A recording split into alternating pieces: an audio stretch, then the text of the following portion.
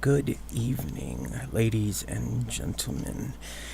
I'm sorry to say, but tonight's stream will be shorter than usual.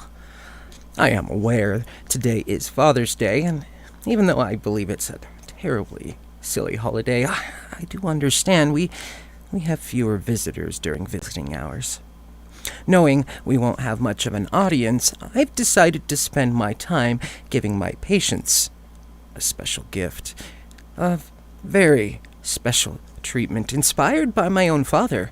He had a fascinating mind and used to tell stories far more terrifying than any of my patients have been able to provide me. Given the day, it felt appropriate to explore his ideas. Well, with my patients, of course. Let's just say it's their gift. But for my visitors, I do have some interesting stories to share tonight, if you're willing to listen. You may have been brought here against your will, or you may have voluntarily committed yourself. But while you are here, allow me to introduce you to I am Beyond 5150, the impatient of this asylum, and I will be your sovereign of the spine-tingling, your master of the macabre, your purveyor of the petrifying. I am your god of all things horrifying. I'll tell you stories you'll wish you had never heard. Try as you might, you won't find your happy place here, so welcome your current circumstances and just accept the hair rising on your neck, your chills and goosebumps. Oh, and there is no milk and cookies. Now, sit back, relax, and wait for the doctor to call you back. Our first story of tonight is written by a very nice author. His stories are very, very well written, and I think I may have to try to bring him here and join us at the asylum. We'll see what we can do. His name is Jgrupe, and as I say every time, I do leave the information of my writers down in the description box of the video, so please, if you wish to read more of their stories or support them in any way, please go ahead and look down in there and check out their Reddit pages or any other links that they have requested, which would be, again, down in that message box. So this story is titled, "We Were Told Not to Break Quarantine. I think we've upset the locals." Again, written by Jgrupe.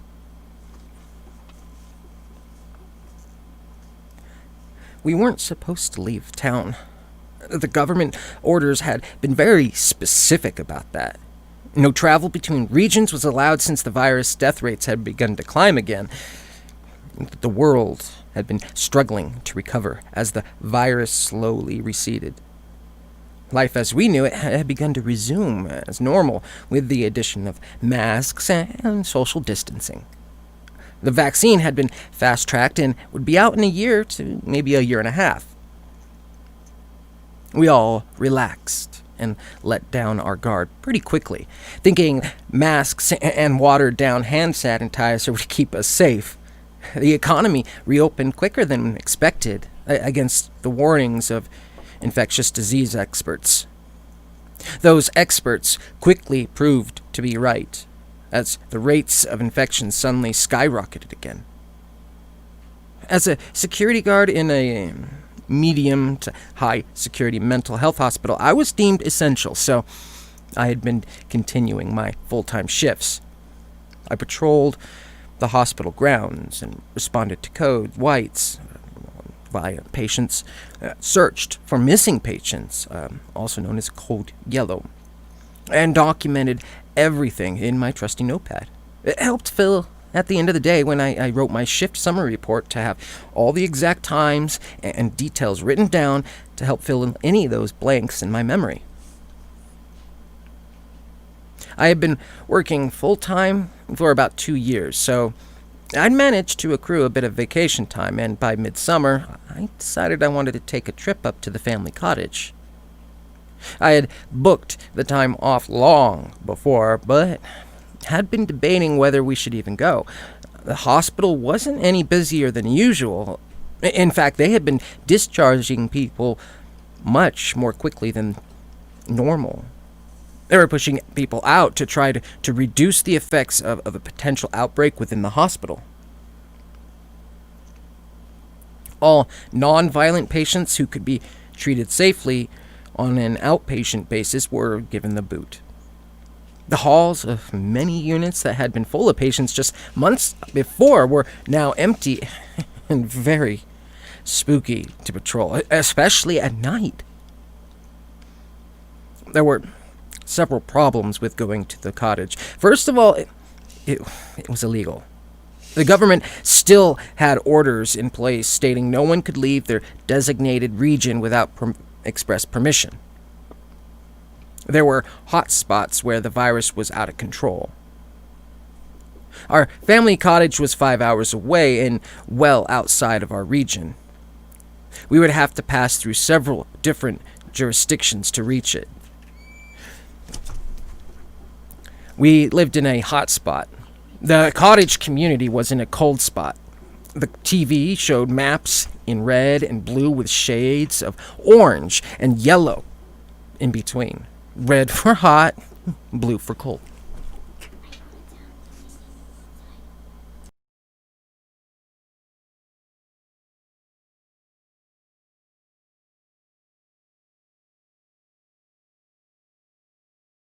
Excuse me.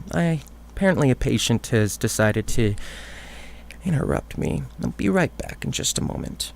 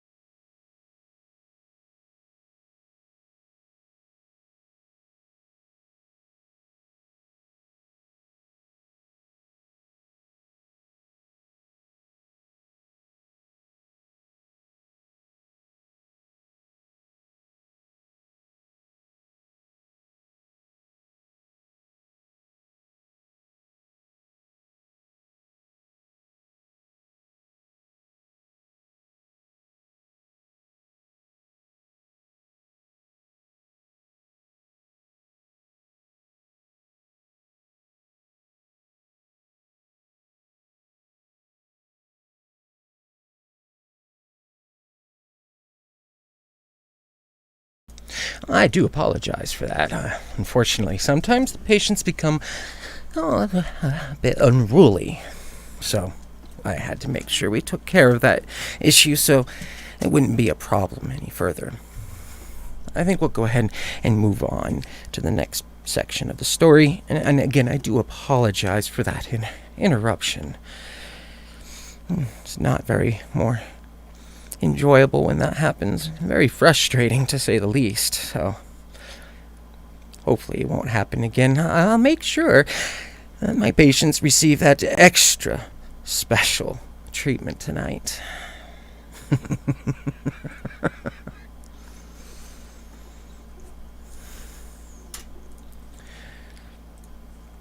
In the news, they were reporting about small cottage communities becoming tribal and militaristic about their territory in some places. Specifically, remote blue regions where the virus hadn't yet spread, and where hospitals and life-saving supplies like ventilators were scarce. I've gone up to my cottage every year for my entire life. I knew the people up near our cottage would be friendly and neighborly, so I wasn't worried. It's just like the news to try to show the worst of everything, I thought. We resolved that we would stop only when necessary and take all the supplies we needed along with us. There would be no reason to go to the small town up near our cottage where we usually went for groceries and coffee, or bait when we were up there. I didn't see any harm in it. We really needed to get out of the city for a while. Our apartment was suffocating. There was no green space nearby. We didn't even have a balcony.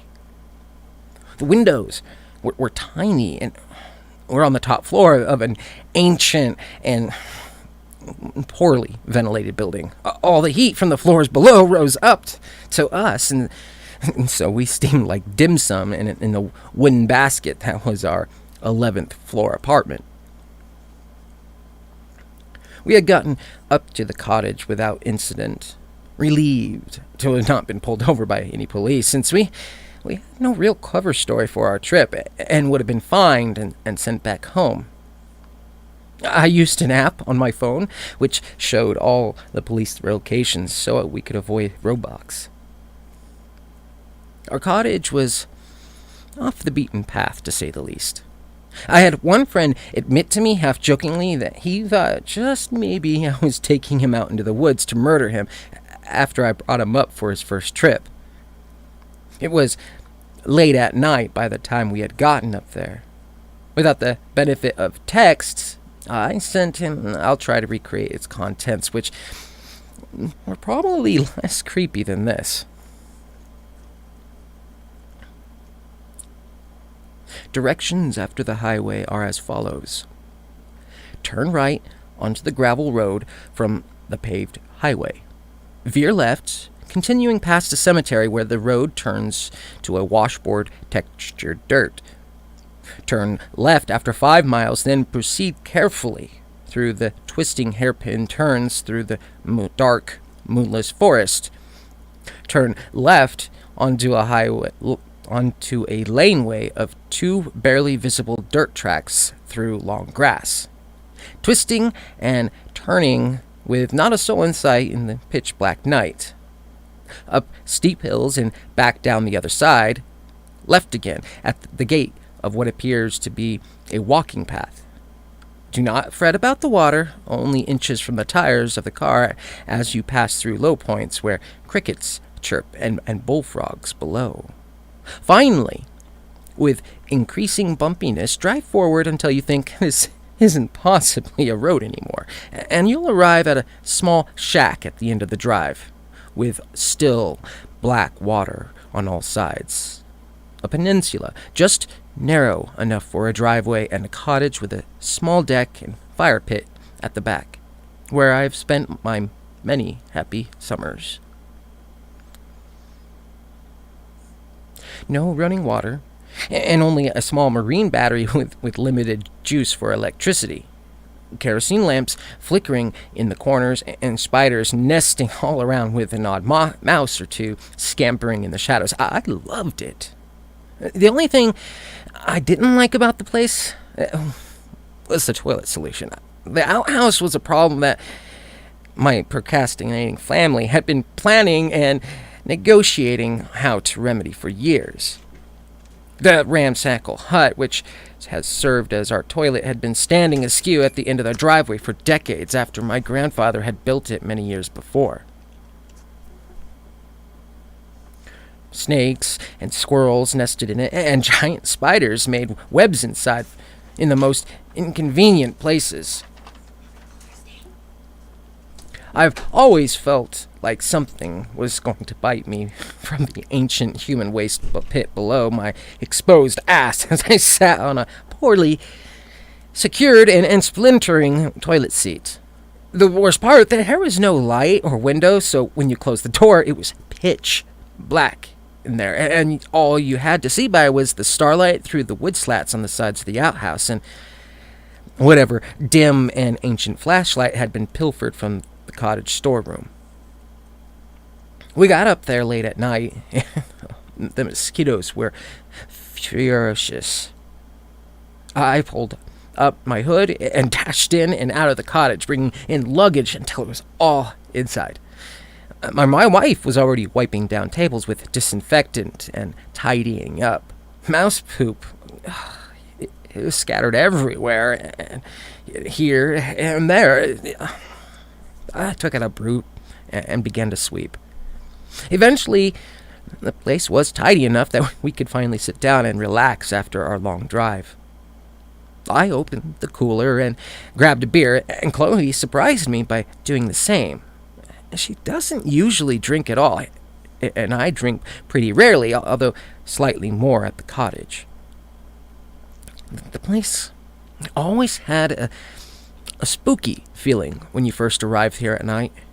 We were so isolated there, and it was so quiet, especially contrasted with the constant noise of a car on the road or the never-ending noise of a city. I checked my phone for the time, 11:15 p.m., and saw I had no cell signal. That's strange, I thought. We had pretty good service up there since several years ago. They had installed a cell tower close enough to reach us on clear days, and tonight was as clear as they came. We sat on the couch in the tiny old living area and drank our beer.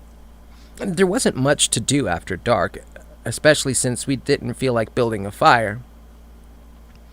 Chloe pulled out the laptop, and we watched an old episode of Community while we talked. Weird that there's no signal up here all of a sudden. I guess no Netflix tonight, I said. I downloaded a bunch before we left, she said. I breathed a sigh of relief. We brought our auxiliary laptop, and last I checked, it was dangerously low on content. We'd been snacking while we talked for a bit, and my always troublesome stomach started to gurgle and do backflips, signaling an urgent need to hit the bathroom. Hesitantly, I made my way outside and began the 50-yard walk to the outhouse. I turned off my flashlight to admire the stars up above and let my eyes adjust to the darkness. The moonless night was beautiful. The sky above just came into focus as my eyes adjusted, and I saw the Milky Way start to appear in all its glory. Billions, trillions of individual stars of varying sizes and shapes stood out against a background of milky white, which featured prominently in the sky. Details you could never see decently from the city. Fireflies lit up intermittently in the distance ahead of me. My stomach gurgled again, and so I continued on, reminding myself to be careful not to trip, walking blindly over uneven ground towards the outhouse. I paused outside the outhouse in the silent darkness of the forest. In the distance, a coyote howled.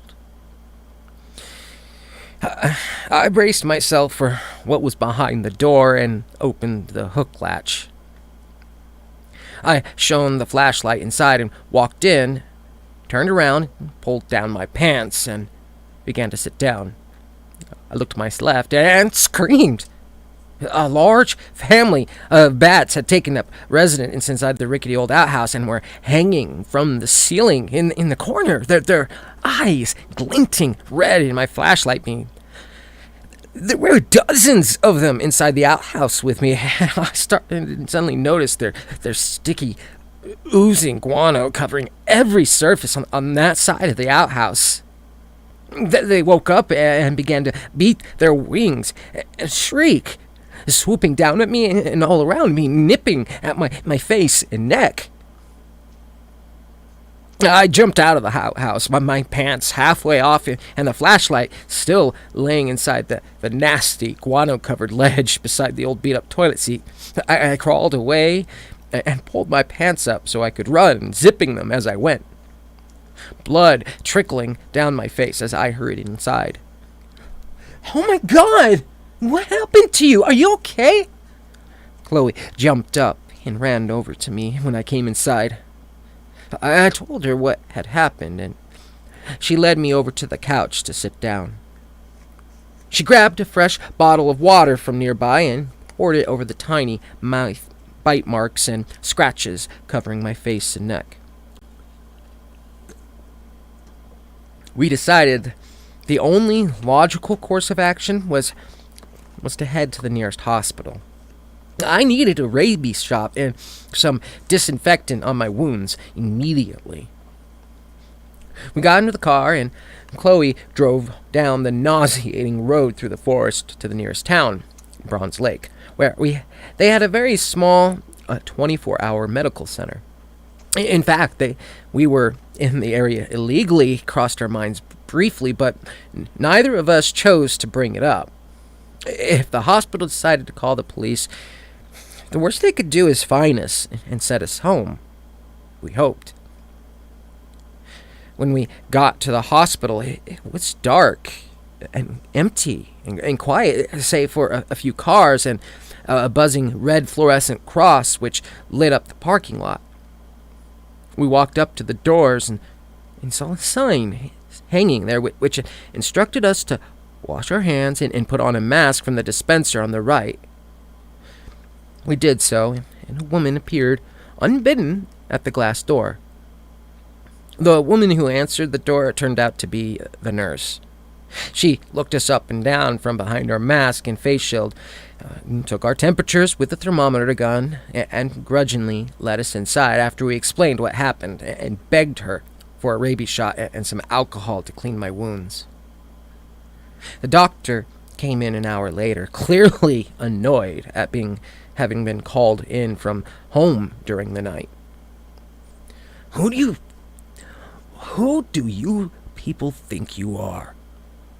He asked, frowning as he stabbed me in the ass with a giant needle, the horrible pain running down my leg from my buttocks, causing my knees to buckle. They seen my ID and didn't appear to be calling the police, but they were pissed off. I could tell them that much. You know, you're coming from one of those hot spots, one of the hottest spots in the country. And you come up here to our community, bringing God only knows what germs and viruses with you. He trailed off. I couldn't help but feel guilty, but also a bit angry. It's not like we were dirty or anything. We had a right to visit our own property, didn't we? To check on it and make sure it was okay. I didn't say anything, though. I just nodded my head feebly and apologized, saying we were just checking on a plumbing issue and would be heading back the next day. He didn't seem to buy any of what I was saying, just finished what he was doing and left, leaving his dirty needles and supplies for the nurse to clean up. She came in, looking even angrier than before, and told us to get out as she began to noisily cleaning up the exam room. We got back into our car, and I turned it on, backed out of our parking spot, and headed to the college. After a few minutes of driving, I looked in the rearview mirror and saw headlights behind us. It was unusual to see anyone on the roads at this hour of night before the pandemic, and since then it had been deserted everywhere. We had barely seen another car on the road, even in broad daylight. So it startled me a bit when a car began to follow us down our winding way back to the cottage. The gravel road continued on for a while, with houses on both sides of the road where locals lived. Handmade signs were posted here and there on lawns, but I couldn't make them out in the darkness. I assumed they were inspirational messages to first responders and healthcare workers, as had become a familiar trend.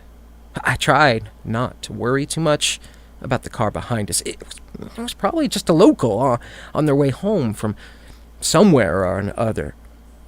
But as we got closer and the car followed us down each turn, I began to get worried.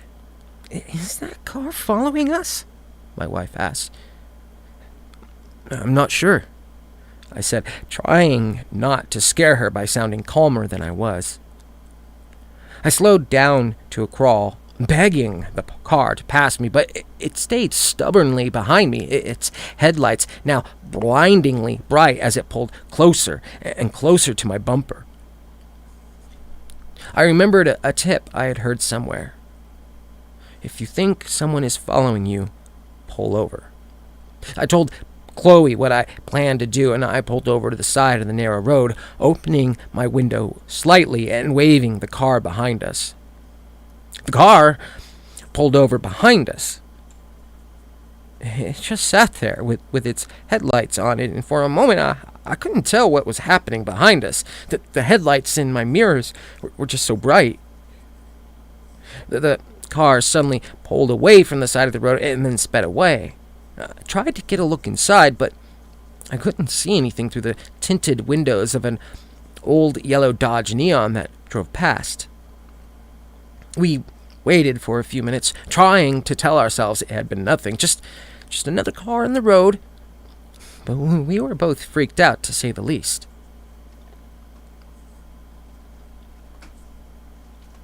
After waiting for a while, I started driving again. The dust from the car which had been following us still hung in the air, and we drove through it as we proceeded onward. We chatted nervously as I drove, trying to talk about something, anything else other than what just happened. I think that doctor hit a nerve with that damn needle, I said. Oh, no, Chloe said soothingly. Are you all right? Yeah, I think I'll be okay. It just feels numb all the way down my leg. Not a good feeling at all. Do you want me to drive? Chloe asked. Nah, I'm all right. It's not that bad, I said.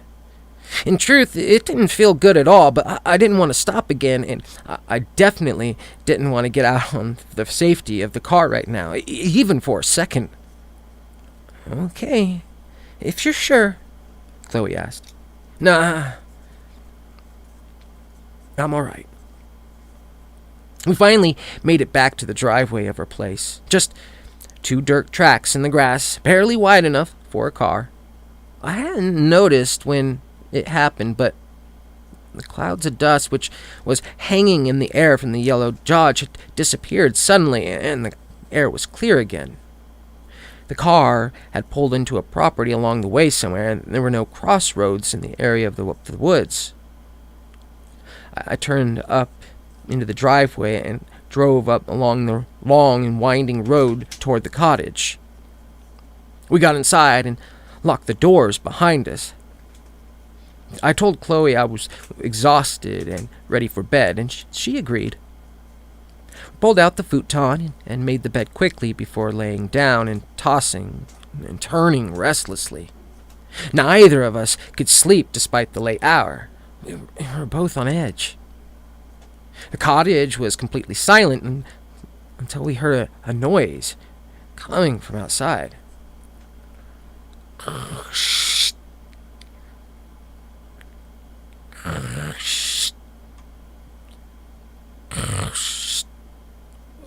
is that? Chloe sat up in the darkness. Whatever it was, it sounded familiar. It was a noise I'd heard 1,000 times before. What was it? It sounded like it was coming from the front of the cottage.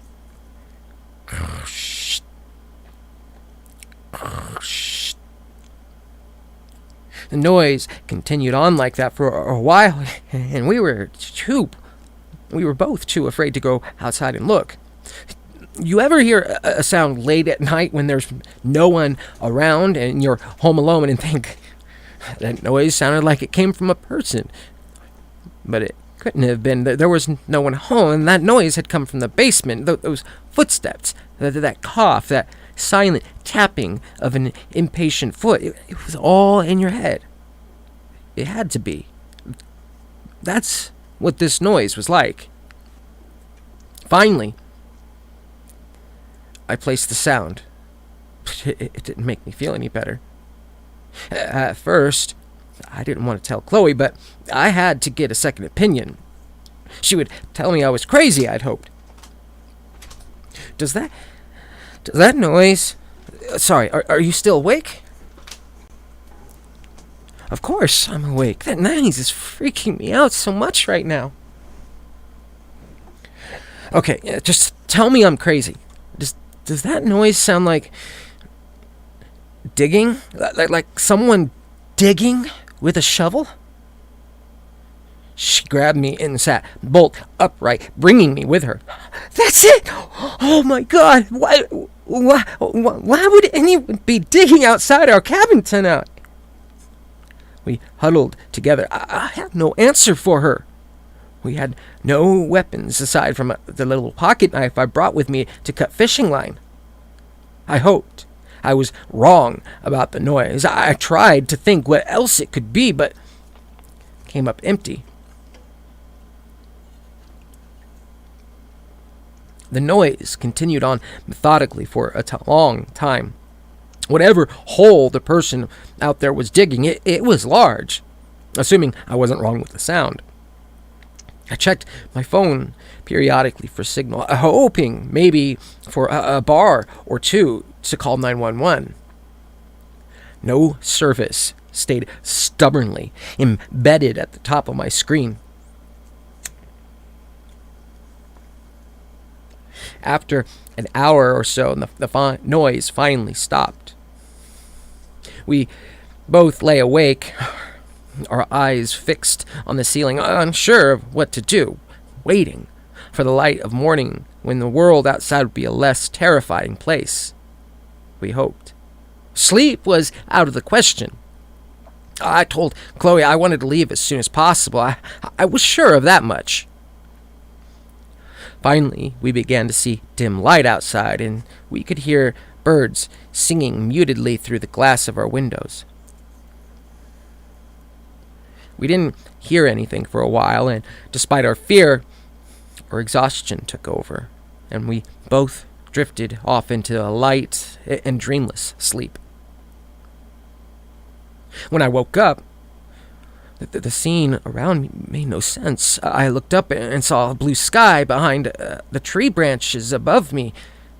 I was at the bottom of a shallow hole and couldn't move. My hands were bound behind my back, the cold earth moist against my back. I looked up and saw a face behind a mask and face shield looking down at me, standing on the ground above the hole I was in.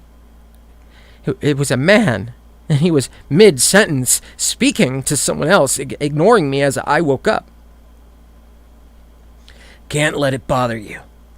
They were the ones who ignored the news, all the warnings. We even put signs up in town telling them not to come, that we didn't want them here. What else are we supposed to do? You saw what happened to Becky. You want that to happen to your Nan? How many people do we need to lose?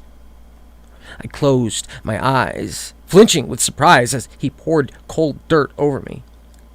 Shh. I know. It doesn't feel right. I mean, it's one thing to kill someone, but burying them alive? That's just gruesome, the other voice said as it scooped another shovelful of dirt and poured it over me, avoiding looking at my darting, terrifying eyes. Shh. We went over it at the meeting last Tuesday, Rodney, remember? The good word says very specifically, no murdering. Doesn't say nothing about burying folks alive, now does it? In fact, if I remember correctly, there was a certain story about a fellow named Jesus. He said Jesus like a folksy TV evangelist. Jesus, who went and got buried alive and came out 3 days later fine and dandy, praise be. I know. I remember the pamphlet, but now we're here doing it. The younger man trailed off. It just seems a bit wrong, that's all. He said, too quietly for the other to hear. I was completely terrified. It's amazing how your mind begins to race and kicks into survival mode when you don't know you're going to die. When you know you're going to die. I began thinking hard, grasping for anything that could get me out of this. My mouth was gagged, so I couldn't try to talk my way out of it. My hands and feet were bound tightly with rope. One thing I had going for me was that I had restrained enough mental patience at my job. I knew the ropes were not as foolproof as they seemed, no matter how tight the knots. So many times I had expertly restrained patients following a code white, coming back 5 minutes later to check on them and finding them loose and running around the isolation room, banging their hands and head against walls and plexiglass windows. None of the nurses were ever upset or blamed me, except the new ones. After a couple of years, we all knew that some patients were Houdini and all knots were fallible. I began to move my wrist around, bending the ropes and trying to create space. By the time I was completely covered in dirt, I had the ropes loose enough that I could almost pull my thumb out. I couldn't breathe and was struggling not to panic. My years of swimming class and lifeguard training as a young man came back to me, and I tried to control my breathing. I heard the two men packing up their equipment and trudging off. I tried to control myself and wait as long as possible, knowing that even if they had left, they could be watching to make sure we didn't escape. It only took a few minutes to run out of air, so they wouldn't have to wait long to know we were dead for sure. Finally, I had my hands free and my wrists raw and bleeding from the friction of the ropes on my skin. I could hear Chloe's muffled cries through her gag in her shallow grave right next to mine. I waited a few more moments and then couldn't take it any longer. I had to get the fresh air above. Who knew how long it would take to dig my way out? It was possible I had already waited too long. I began to wriggle my hands out from behind me and tried to dig the loose ground above me. The grave was shallow, so I knew I didn't have far to dig. The locals had depended too much on their ropes to hold me, but I was a Houdini. I used every last ounce of muscle I had to burrow and push my way up through the loose dirt above me. I pulled my upper body out of the ground until I was partially out, waist deep in soil, before pulling my legs out with a mighty effort. I realized with alarm that the soft and muffled voices from the grave next to mine were no longer audible. I scrambled over to the dirt next to mine, pulling fresh soil off in great mounds with my bloody hands. A few fingernails had come off and ended up in the pile of dirt, glinting in the sun, bloody red as emeralds. After digging like mad for a minute or two, my fingers bumped against something cold and hard. I looked closely and realized it was her forehead. I continued to dig around her face, managed to unearth her head. She didn't look like she was breathing. I don't remember the next few minutes that well, except the sobbing and weeping as I hastily pulled more dirt off her body, committing to doing CPR once I had her up and out of the dirt. I finally got her onto the solid ground above the shallow grave and checked her pulse. It was there, beating weakly, but it was there. I looked down her throat to check her airway. It was occluded with dirt. I reached in and pulled out a chunk of earth that had clumped together and had gotten lodged at the base of her throat. I cleared the dirt around her nostrils away and saw she was breathing shallowly. I tried a sternal rub, a quick maneuver used to check if someone can be brought to consciousness through pain infliction. I rubbed hard with my knuckles against the bony prominence of her chest. Chloe! I tried not to raise my voice too loud, worried the vocals might still be close. She started to come to, moaning with her eyes closed. I shushed her and told her not to make too much noise. They were still close. When Chloe was awake enough, we made our way back over to the cottage. Our shallow graves had been dug at the end of the driveway beside the outhouse. Our car was surprisingly still intact and appeared unmolested. I couldn't understand why they hadn't taken it. I checked underneath it and all around for booby traps, but didn't see anything. I told Chloe I would start it and that she should wait a little ways in case it was rigged to blow or something. I just wanted to get the hell out of there. I started the car and waved Chloe to get in. We drove away, leaving our luggage and all our belongings behind. I only grabbed my wallet and cell phone from inside, dashing it quickly and full of fear that someone was hiding in the cabin. No one was.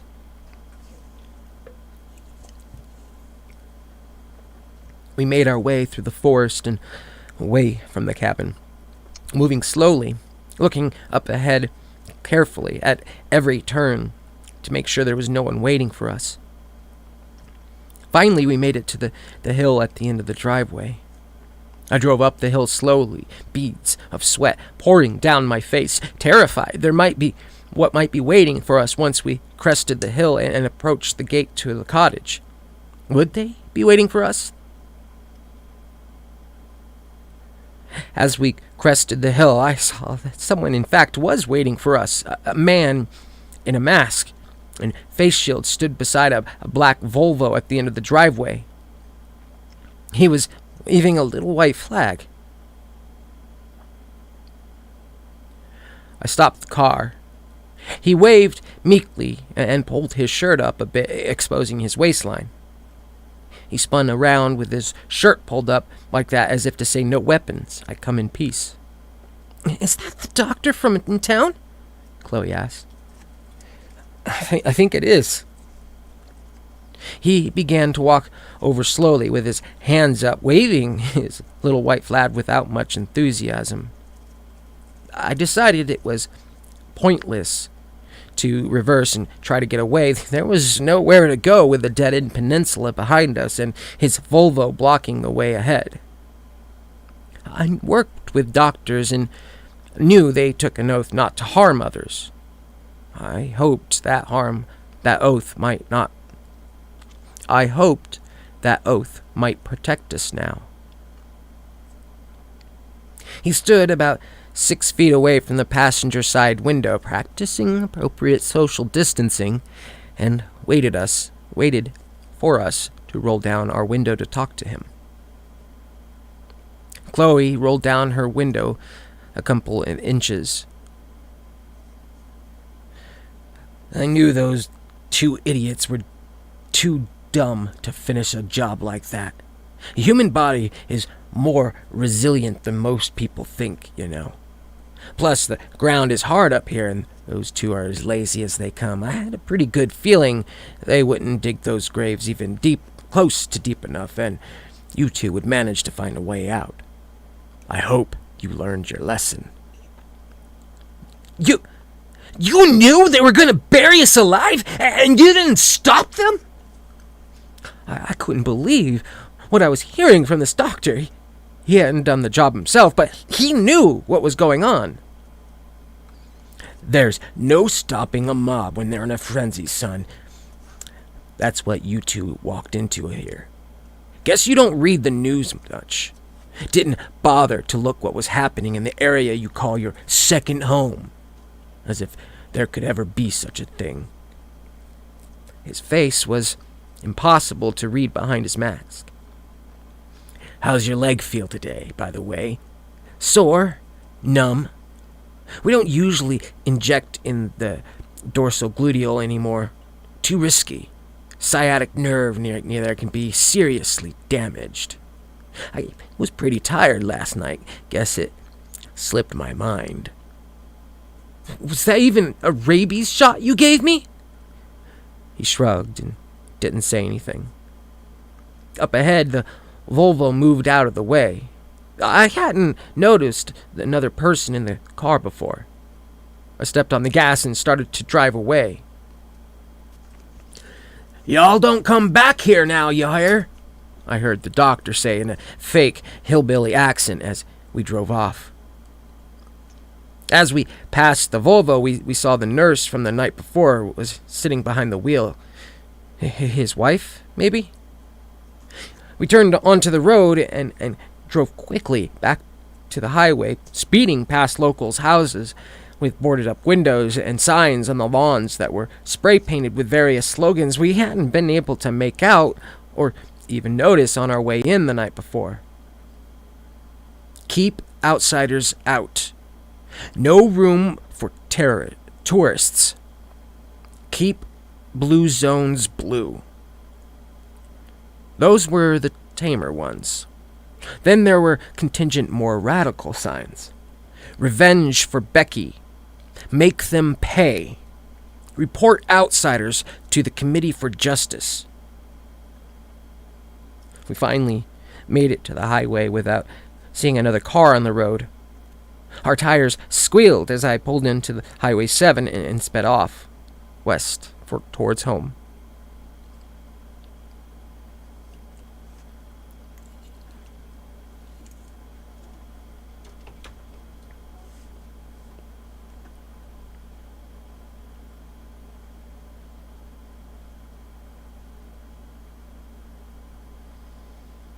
That was the end of that story.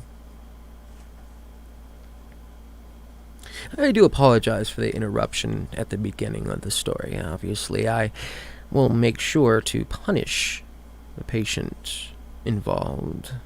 I'm not okay with being interrupted while I'm reading. It made me flustered enough. I actually made a few mistakes while the reading, and I don't like making mistakes. I will definitely learn that.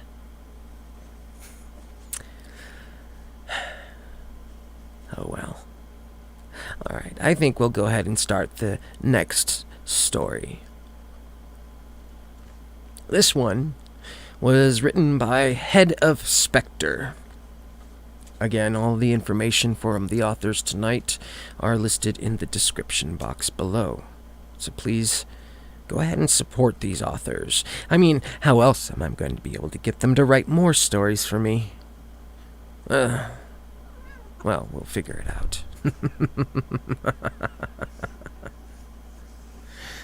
So, the title of this story is How to Kill a Wizard. Might be an interesting story. Alright.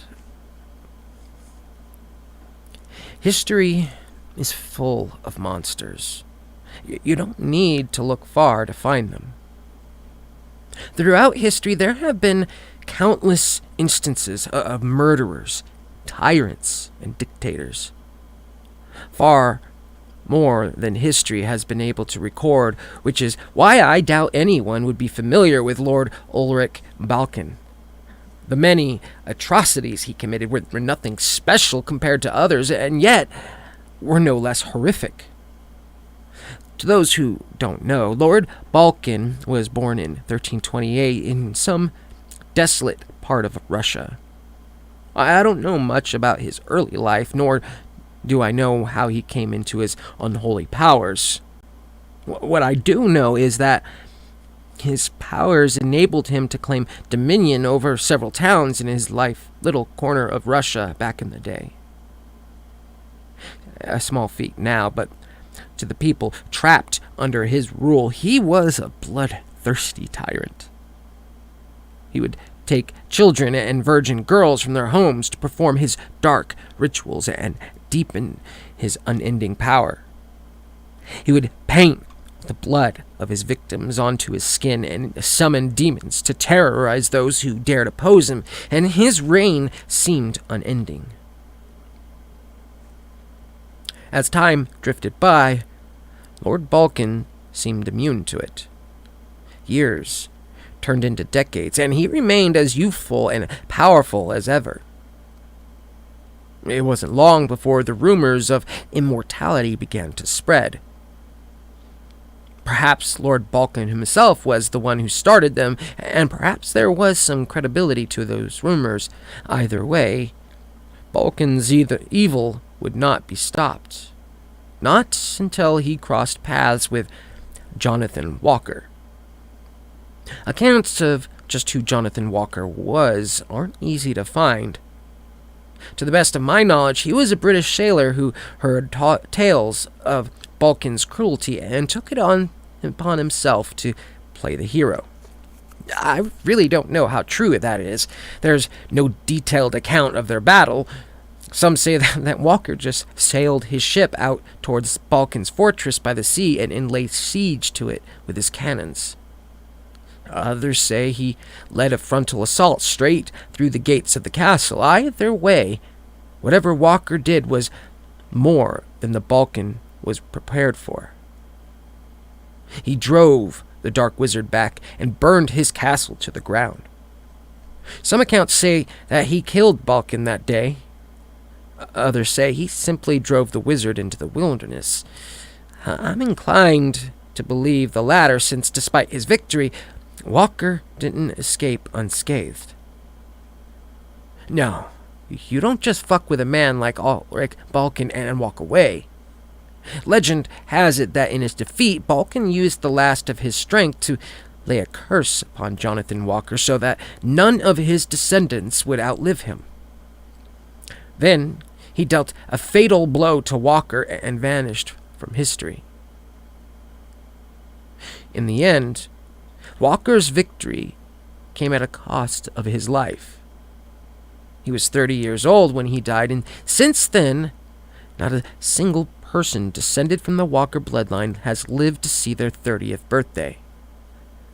There's always something that claims them first.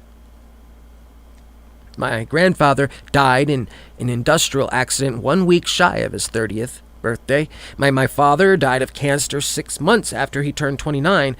My oldest sister lost control of his truck and died in a crash 6 months ago. She would have turned 30 a few months after she died. As for me, my name is Travis Walker. I'm 28 years old now, and I know I'm running out of time.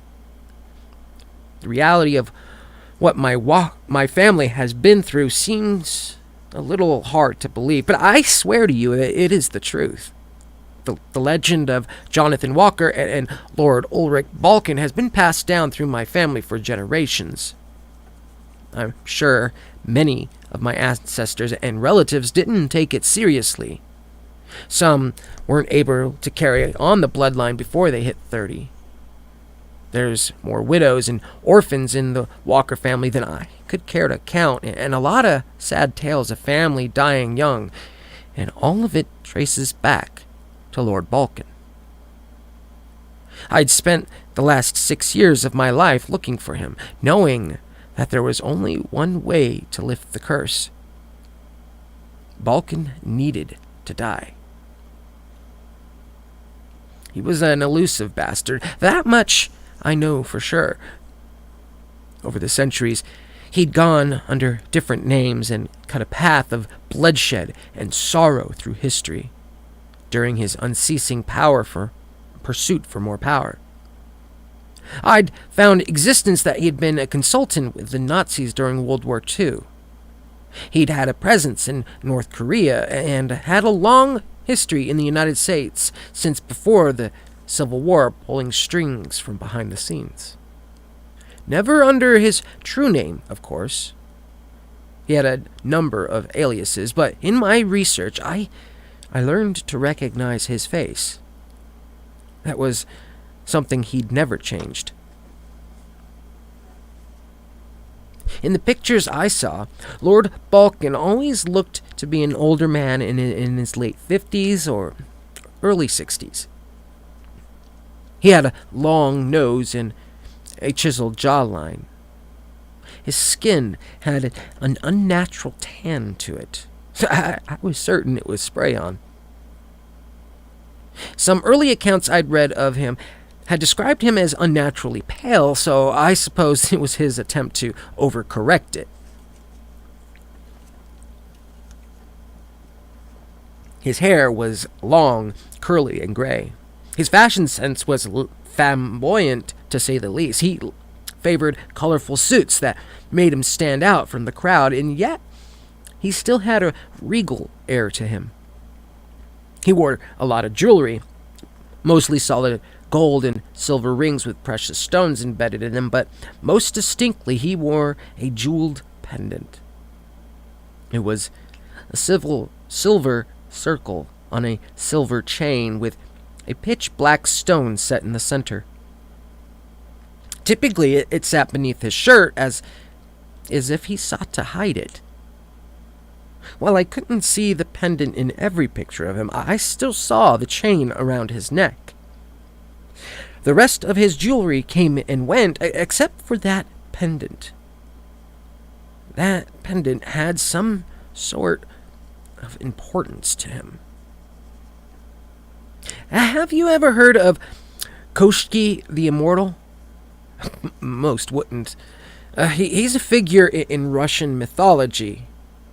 It's hard to say where the story comes from, but as far as I know, it predates Balkan, so despite the similarities, I doubt he was the inspiration for it. As I researched him, though, I developed a theory that he was familiar with the tale of Koshki. Balkan's history was mostly unknown, but I was certain he was Russian. It stood to reason he might be familiar with that particular folktale. Supposedly, Koshki achieved immortality by hiding his soul inside of things.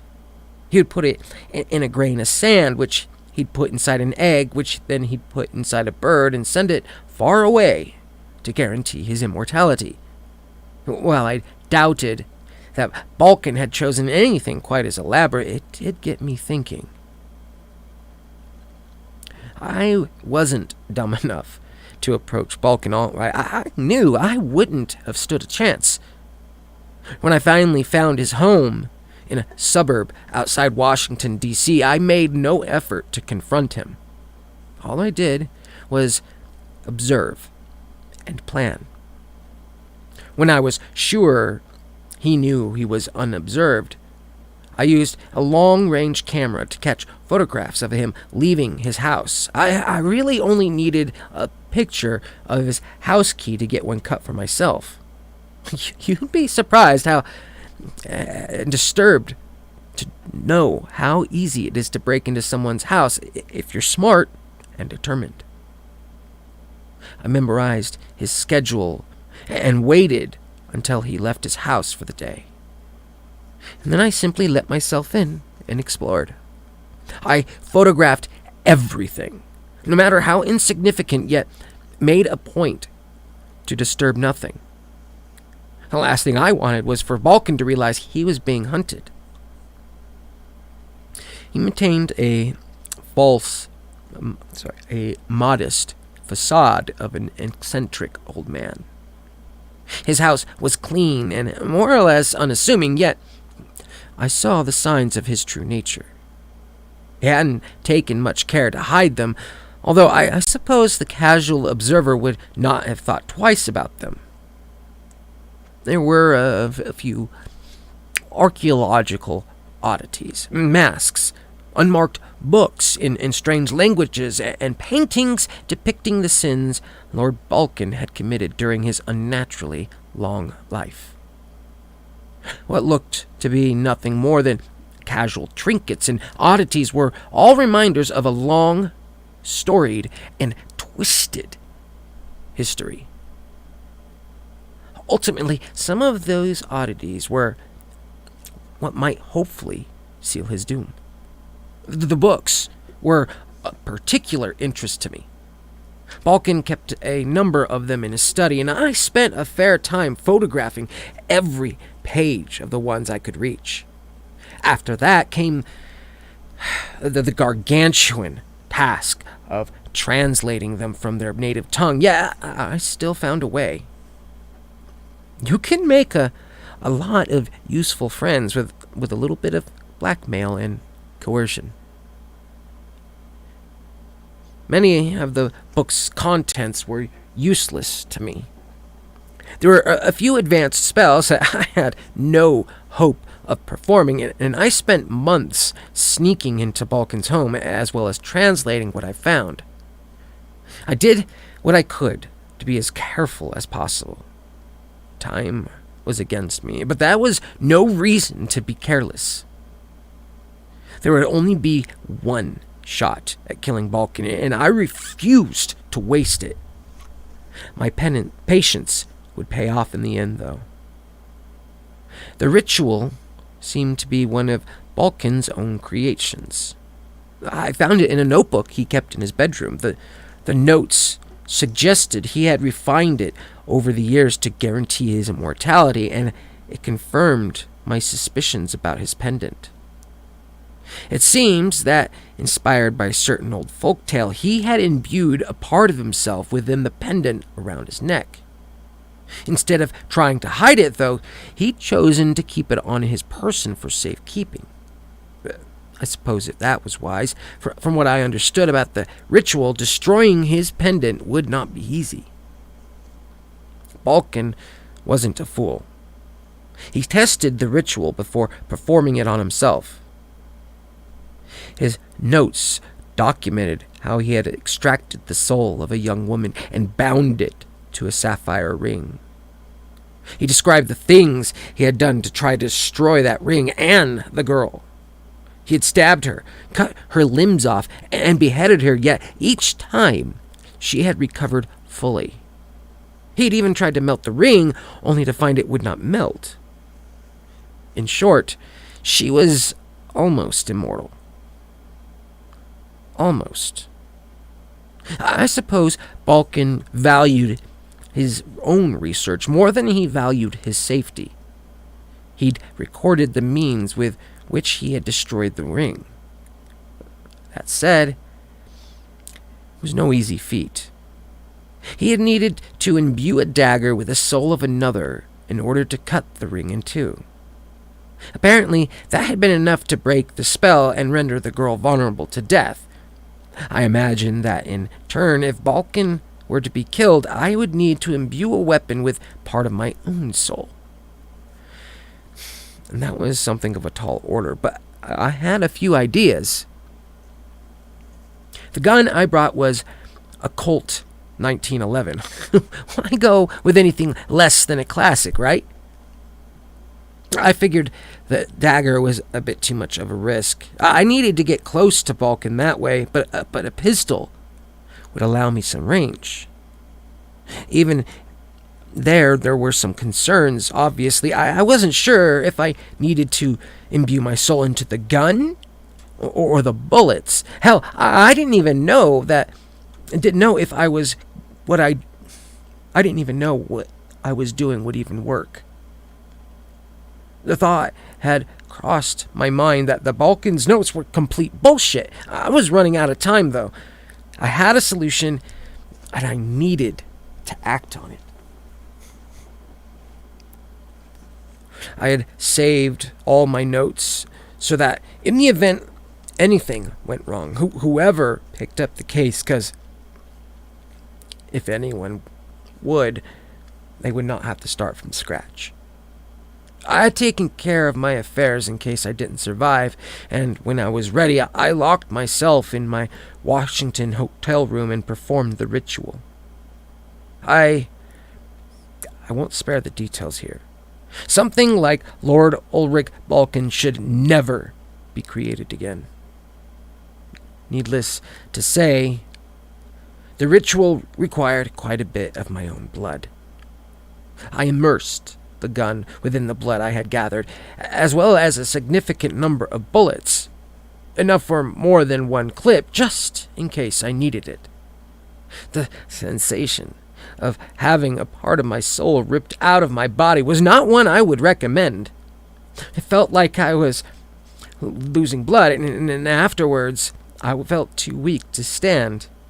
I was half sure that the ritual had killed me, and I'd spent much of the next few days in bed, sleeping and only waking up to eat.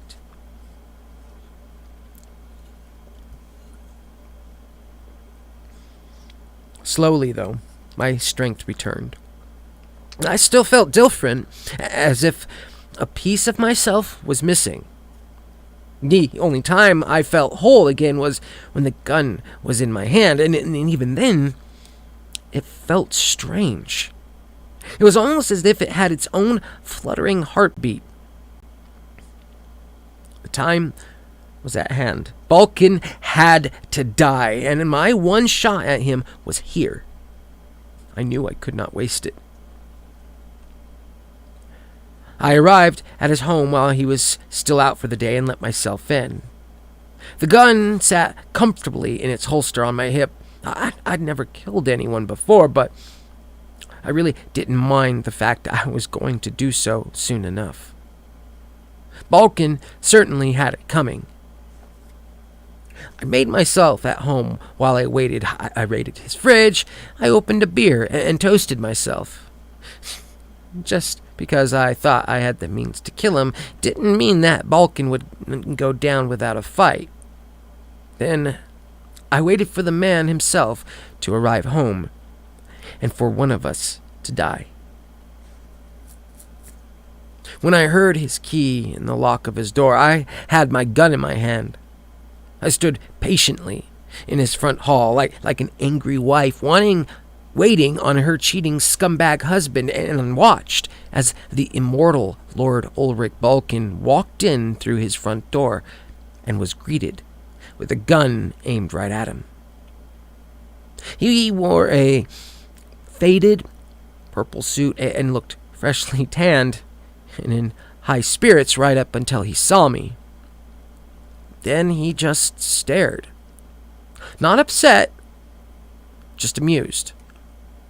I saw a small smile cross his lips as he closed his front door.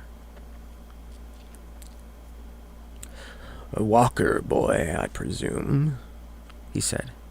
"Travis Walker," I replied. Technically, it was the first time that Balkan and I had ever actually met. He didn't seem surprised to see me. "I was wondering when you might show up. I was starting to find your little break-ins quite annoying." "Well, one way or another, the alien today." Balkan just smiled at me. It was a pleasant, cheerful kind of smile. "So they do," he said. "Well, can I get you a drink, or would you like to skip the formalities and die right now?" "You underestimate what I'm capable of," I replied. "And you overestimate your own intelligence, boy. I've been doing this a lot longer than you have." I fired the gun. My aim was perfect. I hit Balkan square in the chest, and I was sure I'd hit his pendant. Just to be sure, I fired 5 more bullets at him. Balkan stumbled back a bit and slammed against the door behind him. His eyes were wide as he clutched at his chest. I could see the blood trickling down his shirt. "Hope you enjoy your immortality." Excuse me. "Hope you enjoyed your immortality, you son of a bitch, 'cause it's gone now," I snarled before I put a final bullet in his head. Blood and brain matter splattered against the wall behind Balkan, and he slowly slid down the door where he lay dead on the ground. I exhaled the breath I'd been holding. I had gone better than expected. I expected more of a fight.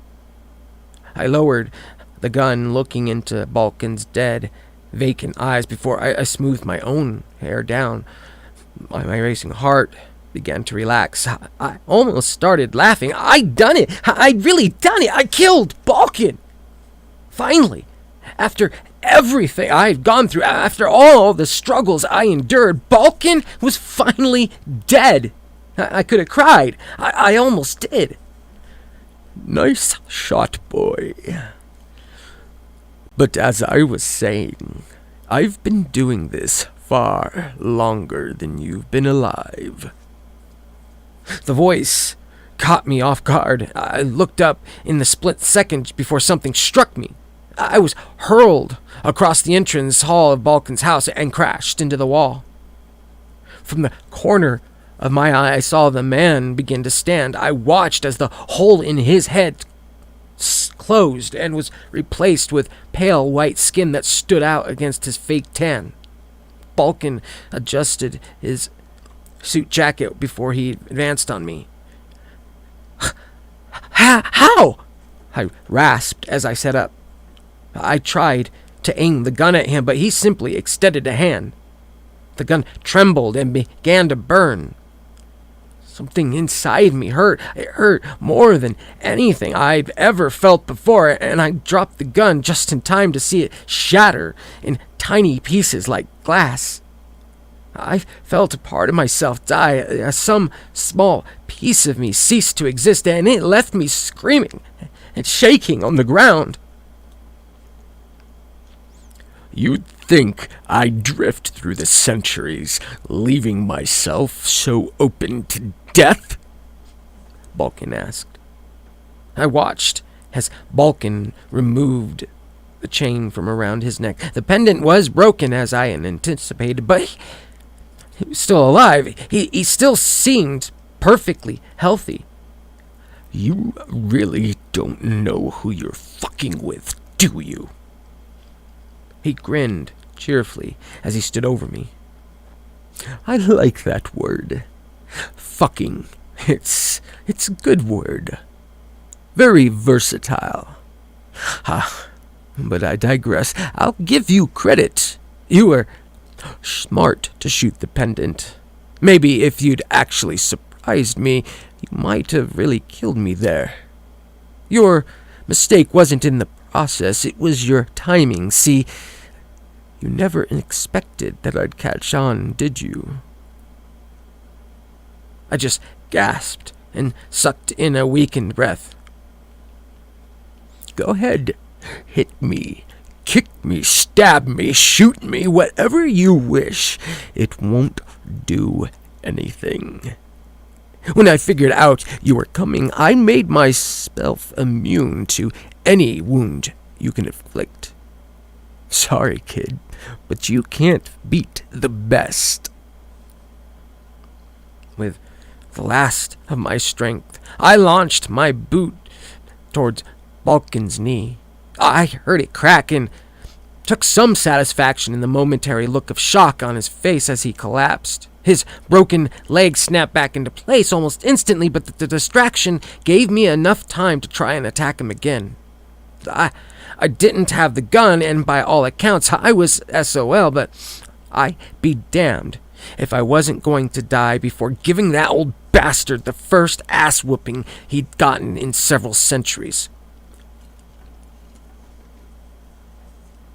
I got off a punch to Balkan's cheek as before he threw me off of him. He floated on his feet, and a jet of fire streamed from the palm of his hand directed at me. I'd barely managed to evade it as I scrambled out of his entrance hall and into his living room. For a moment, I'd almost hoped he'd straight up set the house ablaze, but Balkan wasn't that foolish. The flames died as soon as they hit anything that wasn't me. I ran. It was all I could do. Pale, shaking, sweating, I ran to try and escape while I still could. Come now, boy! Don't delay the inevitable! I heard him call after me. Then I heard his voice right in front of me. We're a little past chasing each other. He'd appear right in front of me, and on instinct, I'd thrown a punch. My fist struck him dead in the throat, and I don't think he'd expected that. His eyes went wide, and he stumbled back a step, his hand clutching his throat as he gagged. An unseen power struck me hard, and I watched as Balkan rubbed at his throat, coughing and glaring at me. With an errant wave of his hand, a part of the ceiling came down on top of me. I only barely got out of the way as it crashed down and then shot back up to reform as if the damage never happened at all. Stupid boy, Balkan growled. His voice was little more than a rasp. He kept rubbing at his throat. It took me a moment to realize I'd actually hurt him. There was There was no mark, but he was still short of breath for the moment. As we stared at each other, the gears in my head began to turn. Balkan's pendant had been destroyed, and he was immune to all physical damage. No, not damage, wounds. Without his pendant, he was mortal. Maybe I couldn't wound him, but maybe I didn't have to. Balkan thrust an arm forward, and a jolt of lightning shot from his fingertips. It missed me by an inch and crashed into the wall behind me with deafening explosion. "Let's finish this, boy," he growled as I ran to the side. I nearly collapsed, but I could see Balkan coming for me. Even with his unholy powers, he was just an old man, a mortal old man. "Let's," I said, under my breath, as I charged for him. I saw Balkan raise his palms, no doubt readying for some horrible thing that would reduce me to dust, but I was faster than he was. I caught him by the wrist and forced his hand up. Flames shot from his palm and dispersed against the ceiling as I slammed my head against Balkan's. I threw my weight against him and managed to send us both toppling to the ground. He grunted in pain as he landed, and I didn't give him the chance to recover. I was on his back almost immediately, and I closed my arm around his throat and held it tight. Balkan let out a strained cry as he tried to pull my arm away from his neck, but his body didn't have the same strength as mine did. "No!" he rasped. "Stop!" "Die!" was all I could say. I used my own body weight to keep him pinned as I kept him in a chokehold. Electricity sparked through the air. The heat of flames surrounded us, followed by a sudden freezing chill. Balkan struggled weakly to escape, but he couldn't. I felt him try and phase himself out of my grasp, but I just slammed his head against the floor, disorienting him long enough to keep him held tight. Panic was setting in, but not mine. His. Balkan had never faced death before, and with the urgency of his own end fast approaching, it brought me no end of satisfaction to see the man who had damned countless generations of my family in a corner he could not escape from. Every attempt he made to attack or escape me felt less focused and more frantic. Any attempt to become intangible or teleport out of my grasp was easily thwarted. Without the ability to focus, his magic was useless. I felt Balkan dying. I felt his struggles growing weaker, and I felt him fading away. "Die," I said under my breath. "Die, die, die, die." It was like a crazed chant, my hatred made into something vocal, and there was nothing that the Lord Ulrich Balkan could do to resist my call. I felt his body going limp. The life of the great wizard did not end with a bang, but a whimper, and I kept my arm around his throat until I was sure I had squeezed every ounce of life that he once had out of him, and that there was no way he could still be alive.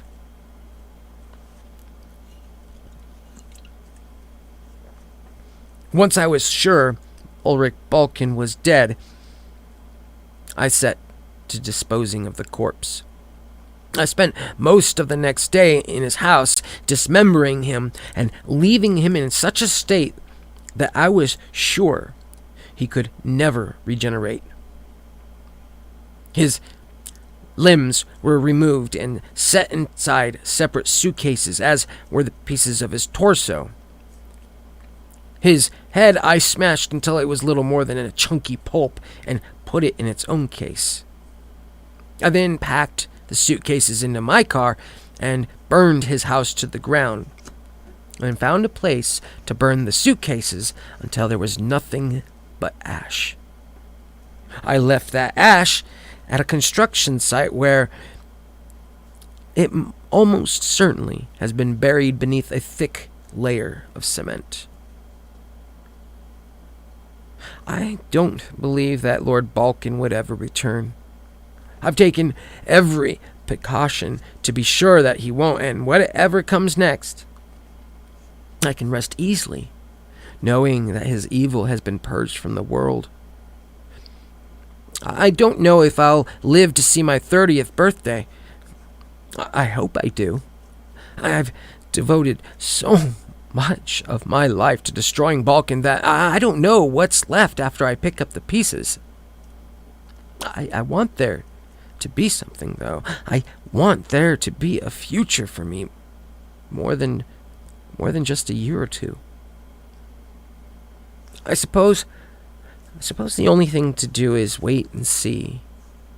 But until then, I will try and move on.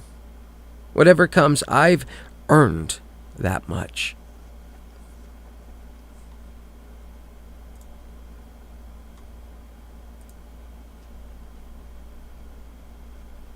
That was the end of that story.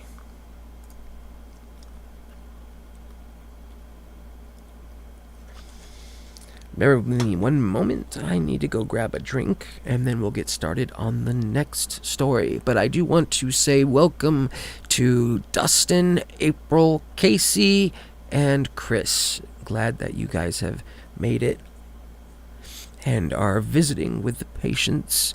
You are welcome to commit yourself into our asylum here if you feel the need for some treatments. But for the time being, enjoy your visits. I'll be back in about a minute.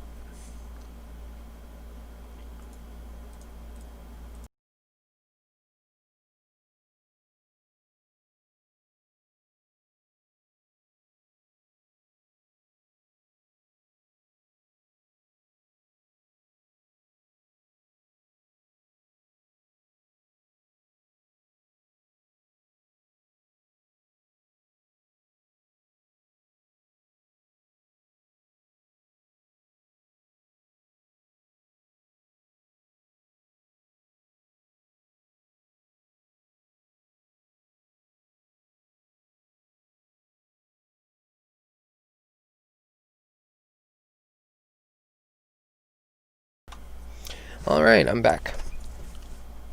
I apologize for that delay. Get a definite dry mouth when reading stories, and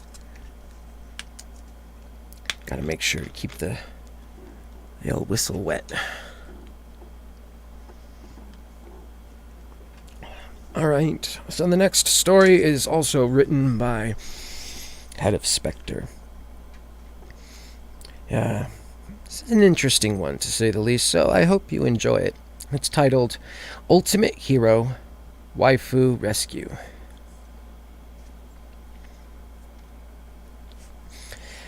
I'd seen the ad for the game a few times before. It's one of those manipulative puzzle ads like Gardenscapes, where this cutesy character is trapped in a room that's filling with water, and there's bars you can move to either let him out or let even more threats in. For this game, it was always a cute anime girl. The room would fill with water and she'd scream and whisper. They even had a voice actress saying shit like, "No, please, no," in a quaking voice on the edge of tears. The puzzle room naturally had a number of different threats too.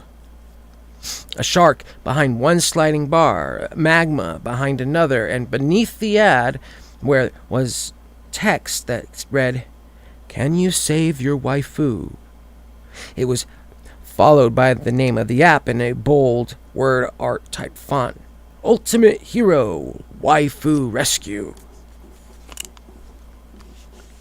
I'd skipped the ad each time because I knew that those types of games always lied. They either didn't include the puzzle they promised,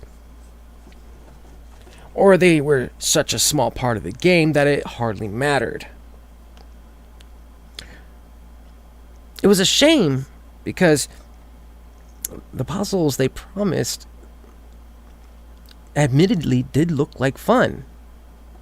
If there was a game out there that had been just those puzzles, I probably would have enjoyed it for a few weeks before I inevitably got bored and went back to playing Doom or The Sims or whatever game had currently been devouring my attention while I stayed at home during this fucking pandemic. I think it was the pandemic that ultimately made me start thinking about actually getting the app. Obviously, something had flagged me in their marketing. As a guy in his mid-20s, I was their target demographic. Plus, I'd probably visited a hentai site that left Google with a strange notion I might be the sort of guy who was interested in anime girl titties.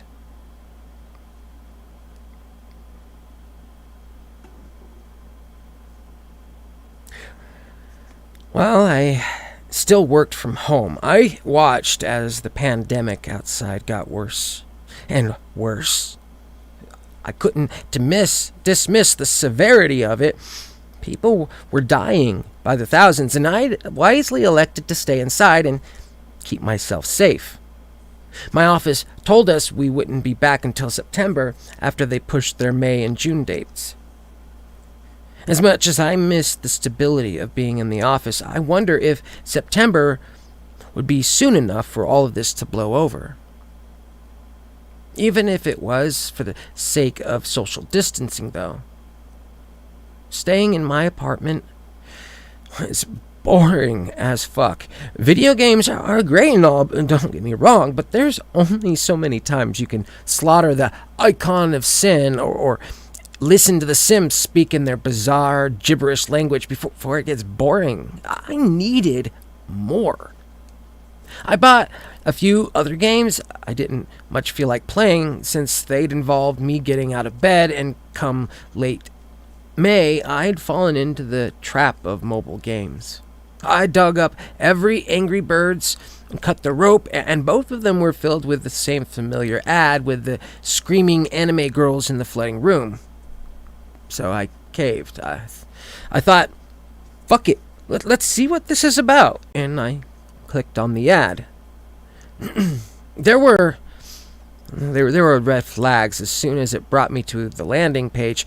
It wasn't the Google Play Store. No, this ad took me to its own website. The name of the app was proudly displayed on the top of the page: Ultimate Hero Waifu Rescue. The look of the site was extremely dated.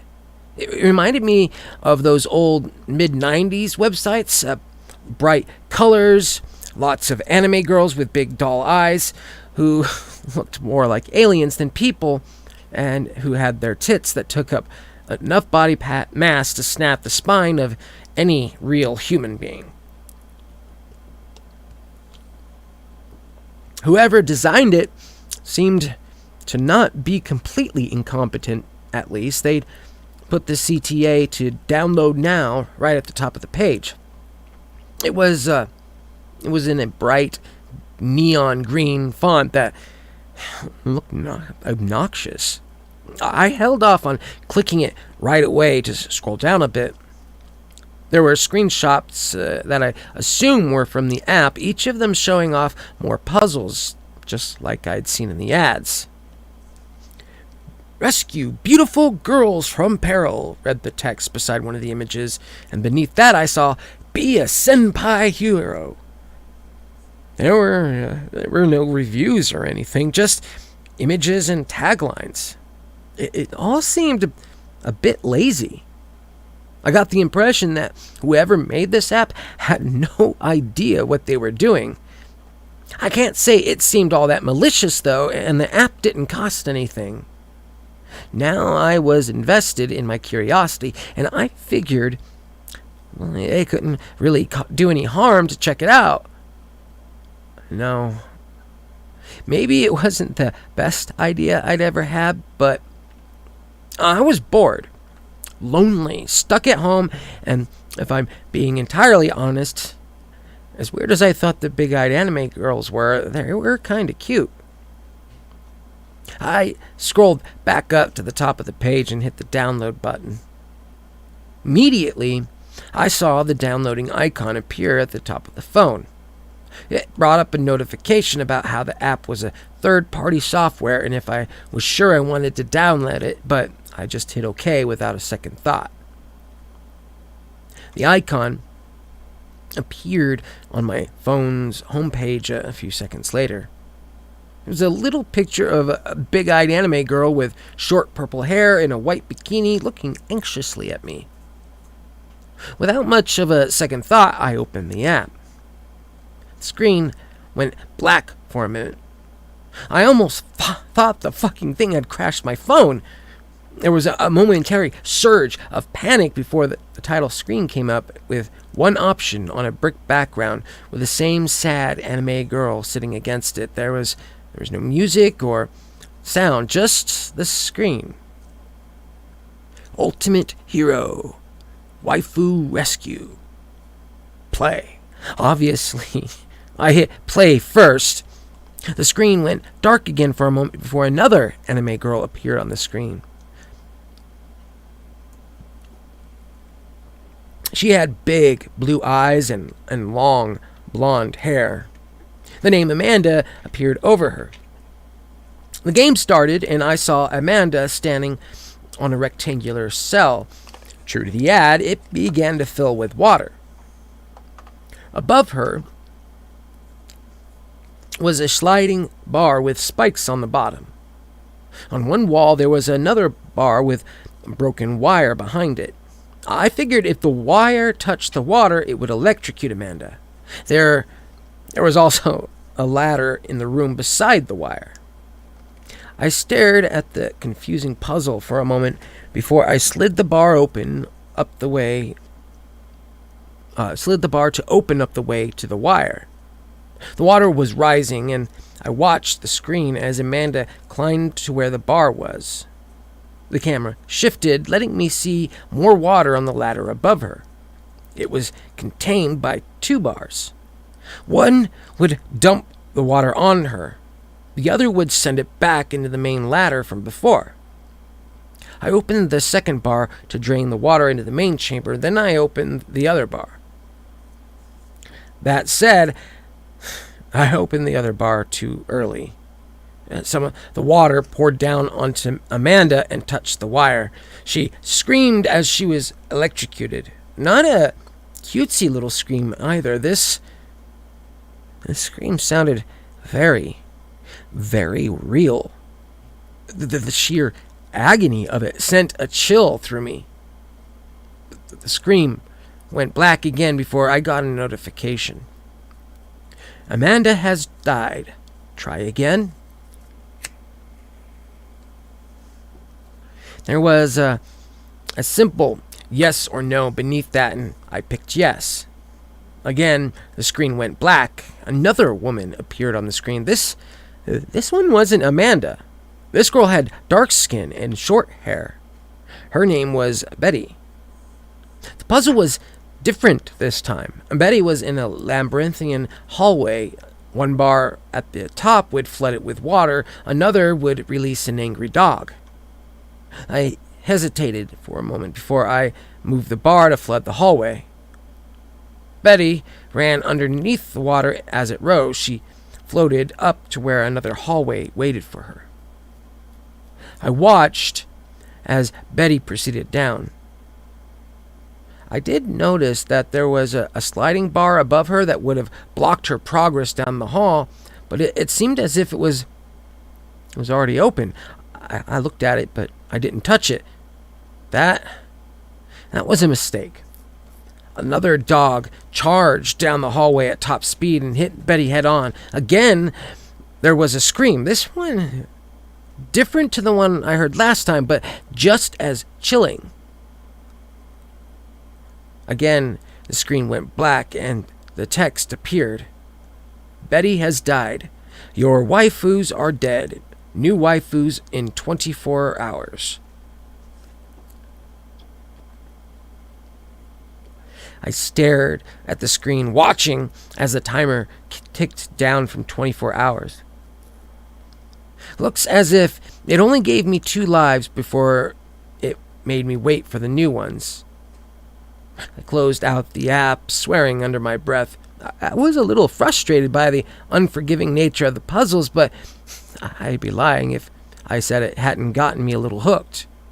Now, I wanted to beat it, simply to prove that I could. And 24 hours for new lives was bullshit, but I figured I could find a premium version or some sort of lives pack. I checked the site again, but I found nothing. There was just the landing page and nothing else. I gave up after that, went on YouTube and watched some videos. I admittedly forgot about the game pretty quickly after that.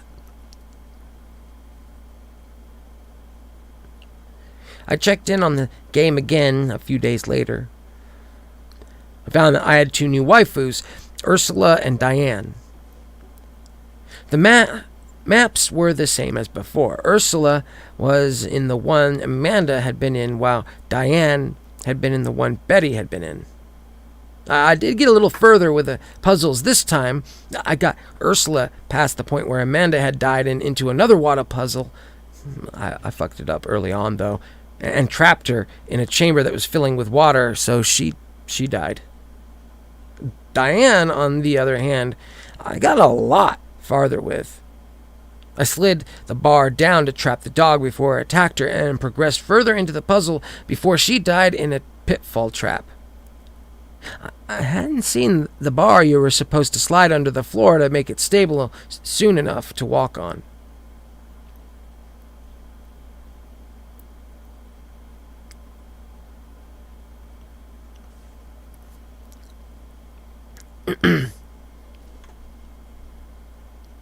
I made it a little further with each girl after that.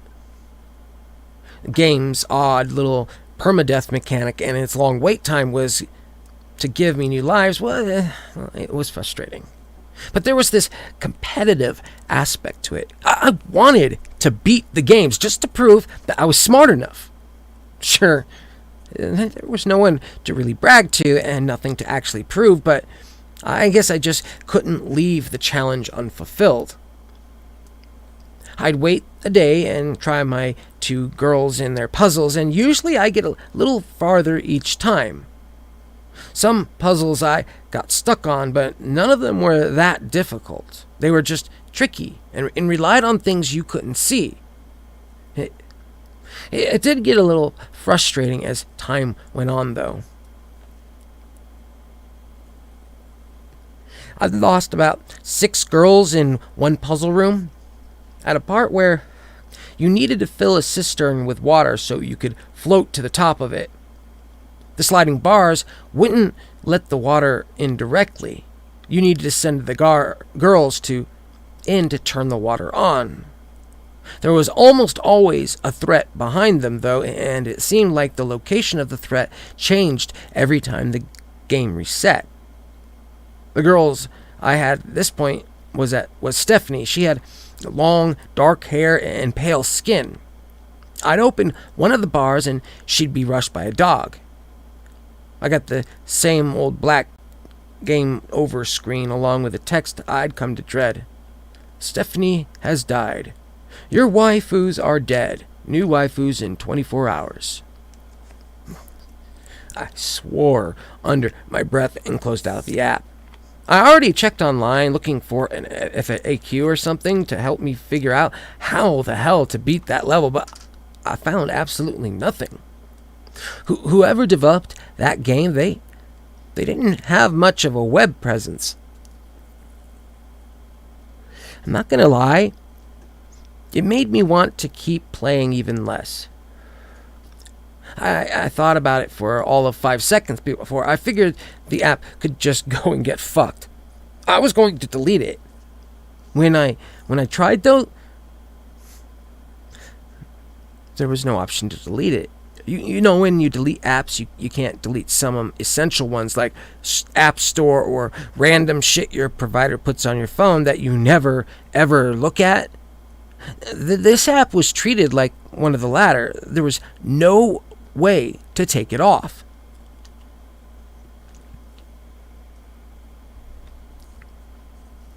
I figured I'd need to root around the file folders on my phone to find the app and delete it there, but that seemed like more work than I was willing to put in at the moment.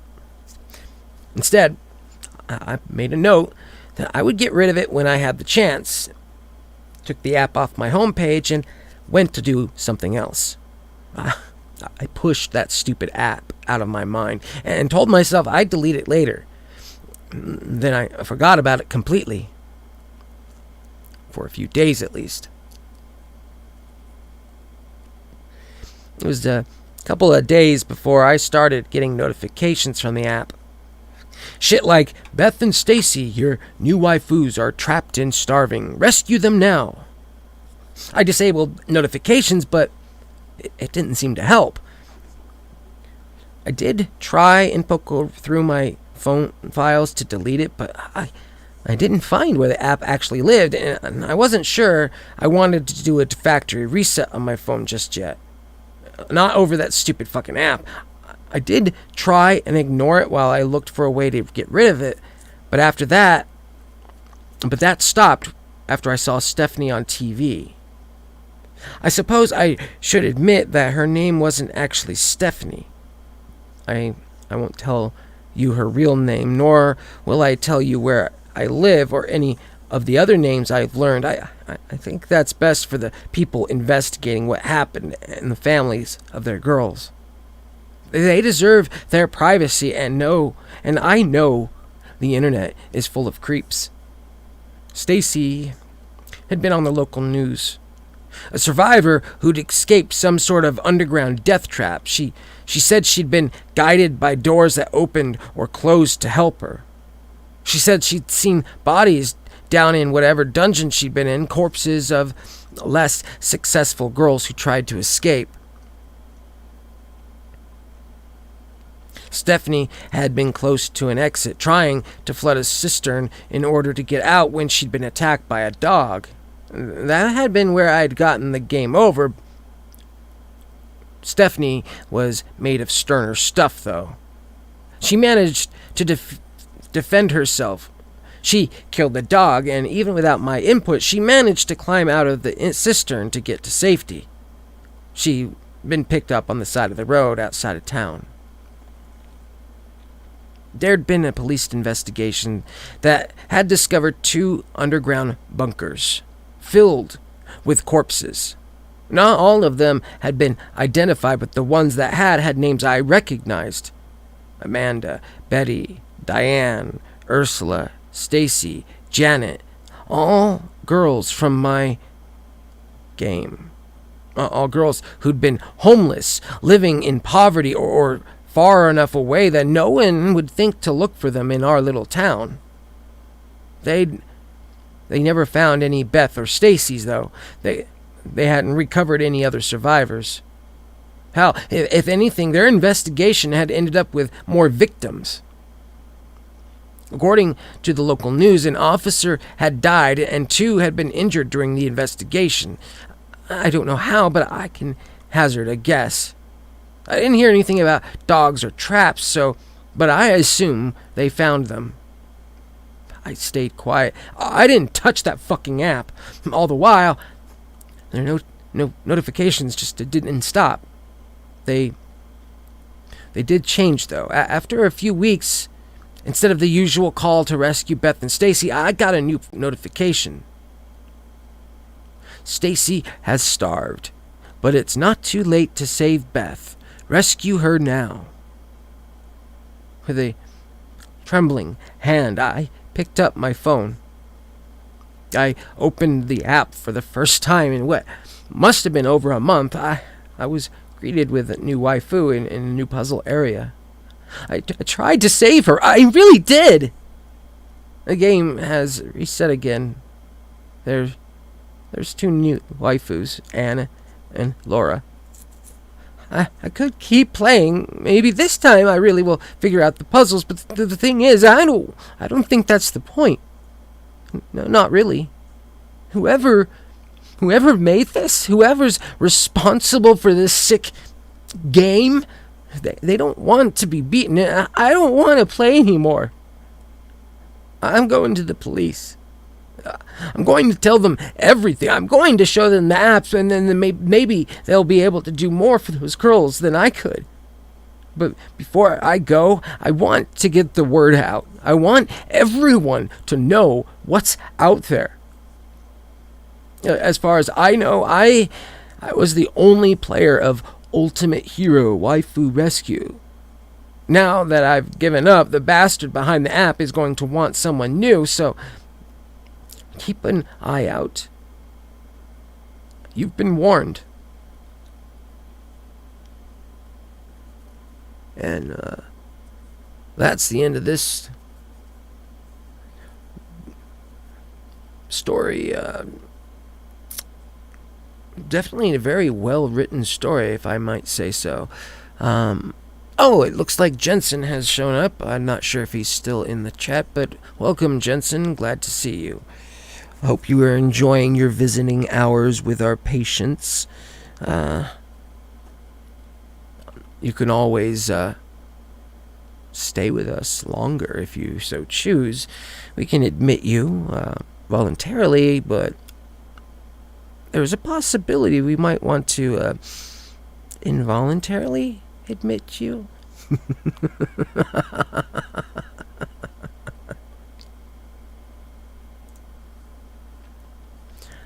So, we're going to go on to the next story, and this one will actually be the final story for this evening.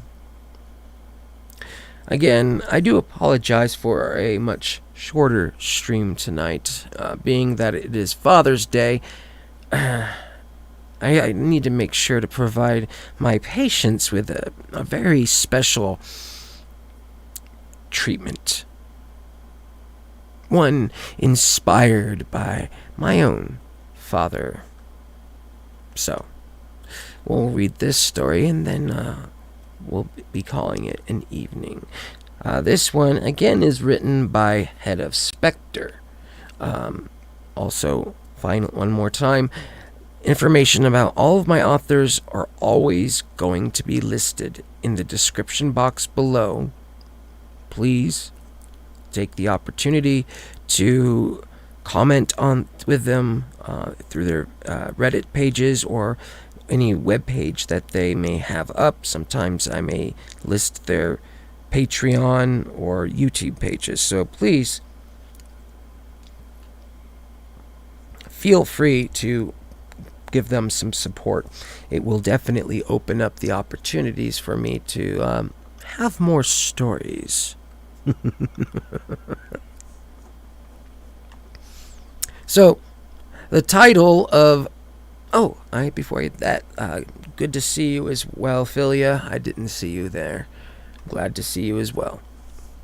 For anyone else who is in and I'm not noticing, welcome you as well. And I apologize, this will be the last story of the evening.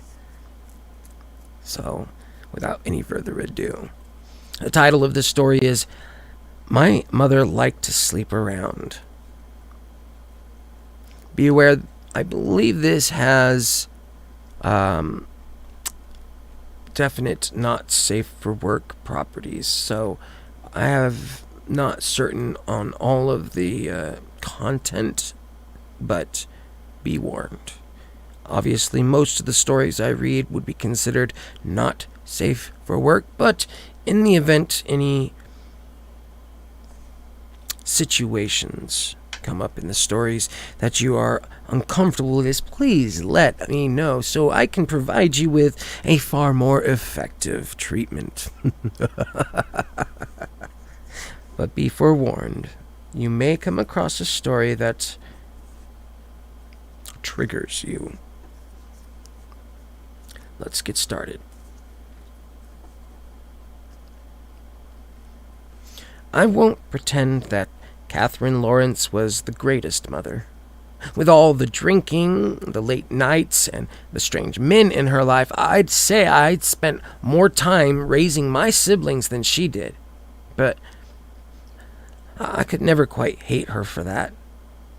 No, she wasn't a good parent, but despite her flaws, I loved her up until the end. Dying, surrounded by family and loved ones, is what everyone seems to strive for, and our mother succeeded in that much. Before us, she'd been alone. No family to speak of, no living parents or grandparents, brothers or sisters, no one.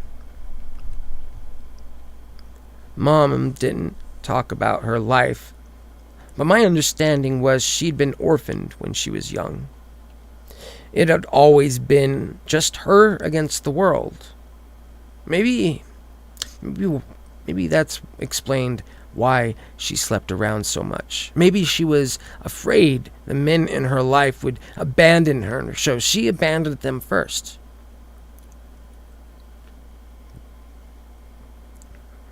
Maybe she just liked being the center of attention during a new romance. Or maybe it was something else entirely. In 32 years of life, I had never once thought to ask, and even if I had, I doubt I'd ever gotten a legitimate answer. My mother kept a lot of things to herself, and there were parts of her she'd never share with anyone. I understand that now more than I ever did. She was 57 when she died, and I'd still say she died young. Before cancer worn her down, she would have passed for being in her 30s with her long, dark hair and reserved demeanor. I always thought she'd end up outliving all of us, given how healthy she'd been. She'd worked blue-collar all her life, mostly construction, and it left her with surprising strength. That woman didn't look like much, but if she hit you, you'd still feel it the next day. That said, she was also a lifelong smoker, and when that caught up to her, there wasn't a damn thing anyone could do to stop it.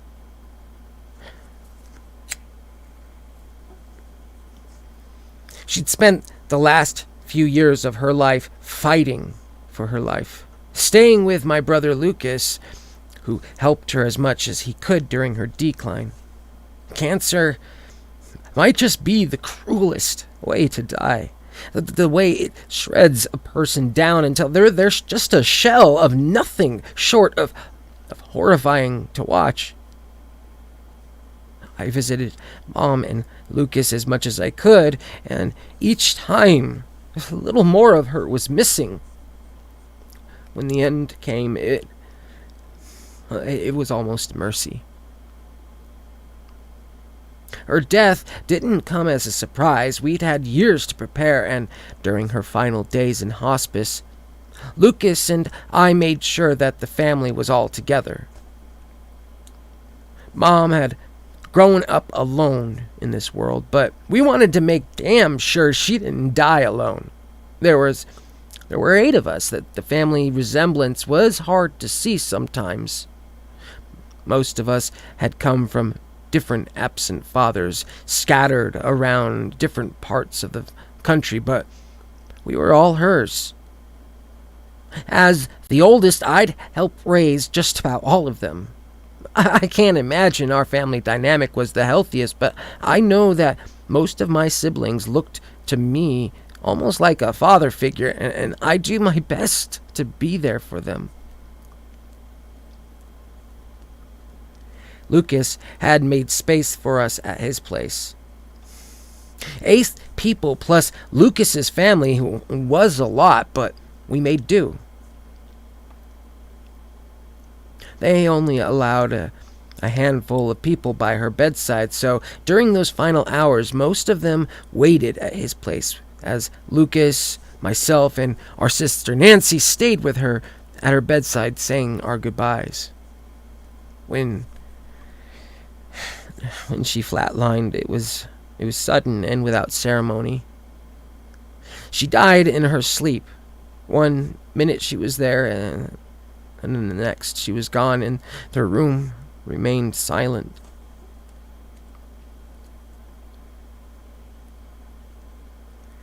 The funeral was nice, but there were only a few of us there, the 8 of us and our families. Since it was just us, there really wasn't much of a reception. We'd gone to Lucas's house and sat around in his backyard under the indifferent May sun. As I stood on his deck watching, looking out at my siblings and their families, I felt a tragic sort of nostalgia. It had been years since we'd all been together. I'd watched most of these people grow up for my entire life. As the eldest, that was my duty. Lucas had been her second son. At 30, he'd done all right for himself, and he stood beside her and beside me, watching all sorts of familiar faces in his backyard with a pair of beer in his hands. At a glance, you might not have guessed that Lucas and I were brothers. He had dark hair and darker skin. I was white and as blonde as they came. As I said before, our mother slept around. The men in her life would stay only for a few months before she'd move on. Then, more often than not, we'd find ourselves with a new sibling on the way soon after. "Hate to see the gang back together under these circumstances," he said. His voice was quiet and grim. "Yeah. At least we knew it was coming," I said. "Awful as it was. We should all be so lucky." He offered me an open beer, and I took a swig. At the back of my mind, I remembered the first time I'd had a beer with Lucas. Mom had been out, and we'd just gone through her fridge. I'd been about 15 back then. He had been terrified she'd somehow find out, but she never did. The memory almost made me crack a smile. "Are you heading to the house tomorrow?" he asked. There was hesitation in his voice. I took a sip of beer and nodded. "Yeah. Might as well get a head start on cleaning it out. I am sure there's things we'd like to keep." For sure. Yeah, let me know what you find," he said. I saw a ghost of a smile cross Lucas's face. "You know, it's funny, but back when we moved into that second house, that scared the shit out of me. I was still like, I don't know, 10, 11. You remember how I had that room by the kitchen?" "Yeah, with Jack and Kyle," I said. My eyes flitted to those 2 siblings in question, both in their mid-20s and starting their careers after college. At that moment, they leaned on the fence at the far side of the yard, probably having a conversation not too dissimilar to the ones I was having with Lucas. I used to think that house was haunted.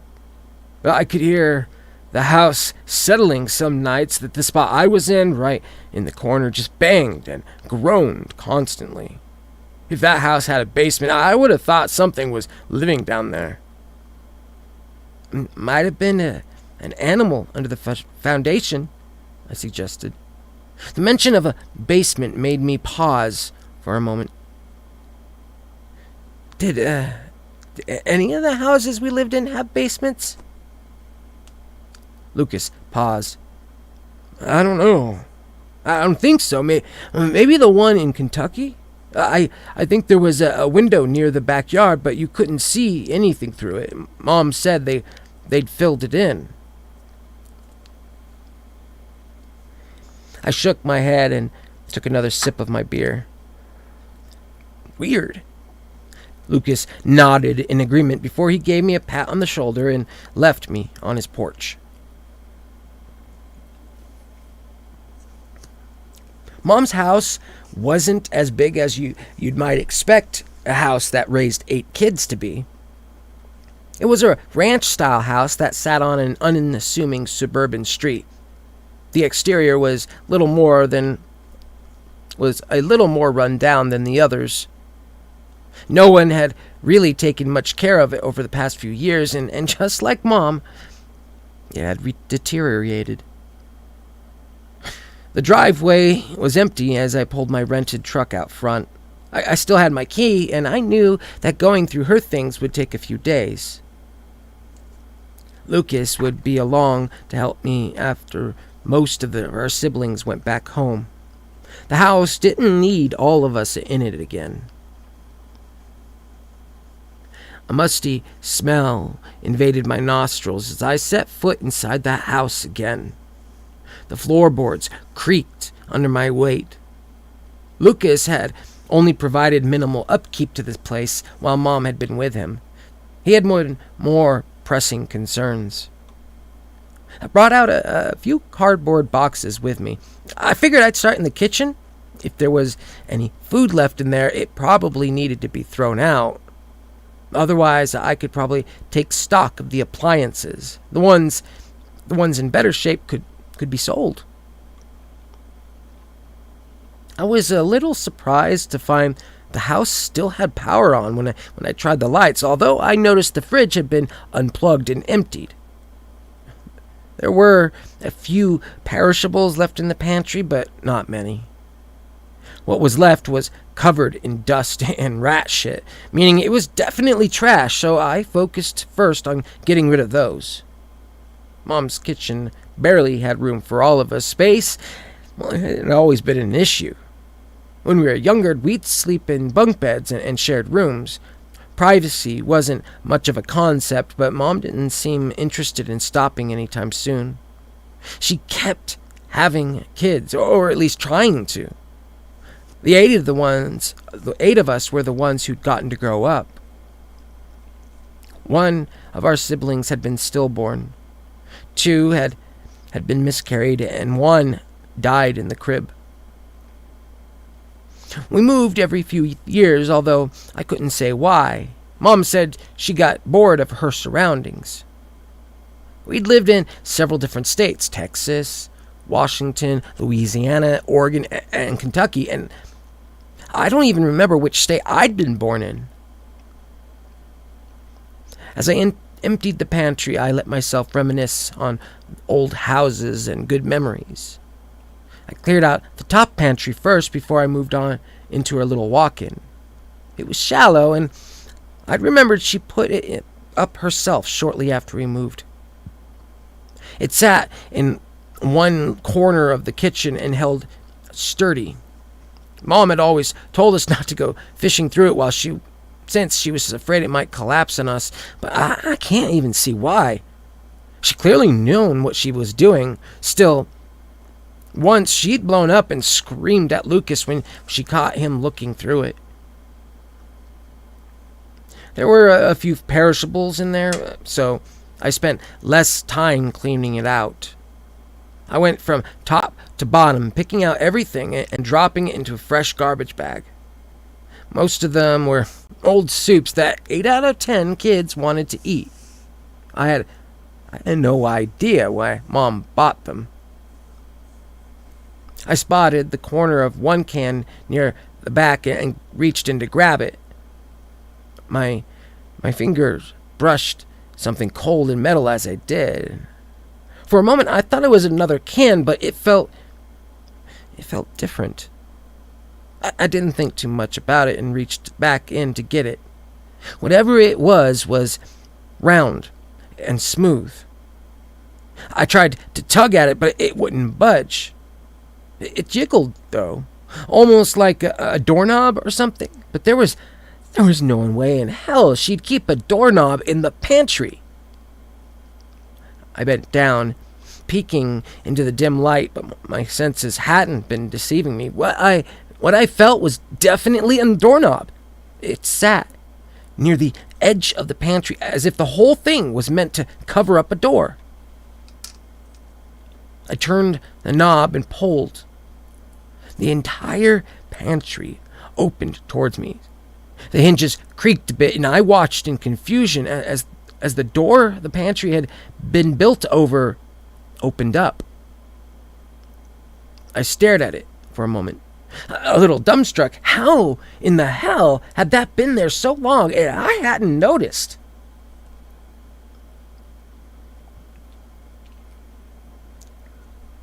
My eyes shifted downwards towards what lay behind the door, and I saw stairs leading downwards into a basement. I stared at them in quiet disbelief before I approached the stairs. They were concrete and sturdy, which hopefully meant they were safe enough to walk on. I took my first step down and began my descent. Why in the hell had Mom hidden a basement from us? This doesn't make sense. What could she possibly have to hide down there? I knew I'd get my answer soon enough. At the bottom of the stairs was another door. It was open, although it looked as if it was designed to be locked from the outside. I only lingered on the door for a few moments. What interests me the most was what was beyond it. The room on the other side was bare concrete. I saw bricks where basement windows had once been, and an old metal cot with a moldy old mattress in one corner. It stank of mildew. Standing in that room made me feel claustrophobic, and yet as I looked around, I felt my pulse begin to race. What the fuck had Mom been doing down there? This room was clearly meant for someone to live in, I think. Although it seemed more like a torture cell than anything else. My eyes were drawn to the concrete walls. I could see scratches in them near where the windows had been. Dark, rusty smears were near one of the windows, as if someone had tried to dig their way through the mortar, and they wore down their fingers away to bloody nubs in the process. My heart raced as I stared at them. I felt dizzy and uncomfortable. I felt like the walls were closing in on me, and I backed towards the door immediately. I half expected it to slam shut and lock behind me, but thankfully it didn't. I ran up the concrete stairs and burst out into the silent safety of the kitchen. My hands were shaking. My skin had gone whiter. I didn't know what I'd seen, not really. Part of me didn't want to know. Part of me wanted to let Mom take that last horrible secret to her grave, but I knew I needed answers. I wish I could have let it be, but I needed answers. I didn't tell Lucas what I'd found. Not immediately. I didn't even go back to his place. Instead, I just found a place to sit quietly as I wrote down the things I remembered, like our old addresses. It took a bit of research to find the phone numbers for the most recent occupants, but I had it all afternoon. I remembered what Lucas had said about the house in Kentucky, how he'd seen a basement window, but Mom had said it had been filled in. I wondered who'd filled it in. Naturally, I started with Kentucky. The man who'd answered the phone had a pleasant accent, and he answered my questions about the basement, and as he spoke, my body felt colder and colder. He said that the door to the basement was at the back of a closet. It had been unfinished and the windows had been bricked up. He said nothing about supposed blood smears or an old bed frame. I can't believe Mom would have left anything too incriminating behind. I got a similar answer when I called our old house in Oregon, though the homeowners weren't nearly as polite. I didn't want to call anyone else. I didn't have it in me to go through each and every old house. I was born in Idaho in 1987. I never met my father. Mom told me that his name was Malcolm Donaldson. Malcolm. She'd even named me after him. I looked him up once and I didn't find much. Strangers, politicians, nobody who made sense to reach out to. Way at the bottom of the list, though, was a man named Malcolm Donaldson who disappeared in the late 1986, a few towns over from where Mom had lived when I had been born. I might not have gone through all the addresses, but I looked up the name of every man I remember Mom bringing home. I found most of them, or at least reports on most of them. The reports say they are either dead or missing. For the ones they found, the cause of death was almost always starvation. I'm not sure why Mom chose that, letting people waste away alone in the dark. I'm not sure about anything anymore. I don't know what I'm going to tell my siblings. This is all too much to process. It's not like my mom was a serial killer. No. As horrible as that is, I find I can accept that. I can even accept the fact that what she did to her victims was nothing sort of sadistic. The part I can't process, the part I can't accept is the fact that now I know what we were to her. She didn't have us because she wanted us, or even because she was too stupid to use a condom. No. We were mementos of her sick crimes, fond memories of the atrocities she committed. We were trophies.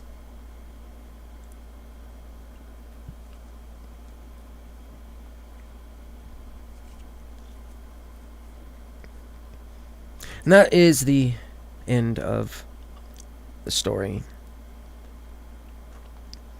It was definitely very well written. I definitely enjoyed it. Good to see you, Goat. I do apologize again, in case anyone missed it. Tonight is a short stream because of Father's Day, and I must say I am grateful you've come to visit my patients. They have been getting a bit problematic. I clearly need to punish one who interrupted me earlier, but I have some special treatments for that. In case you've missed any part of the live stream or showed up late, I do leave the streams up on my channel. You can also direct friends and family to listen to them in case they're unable to make our listening hours.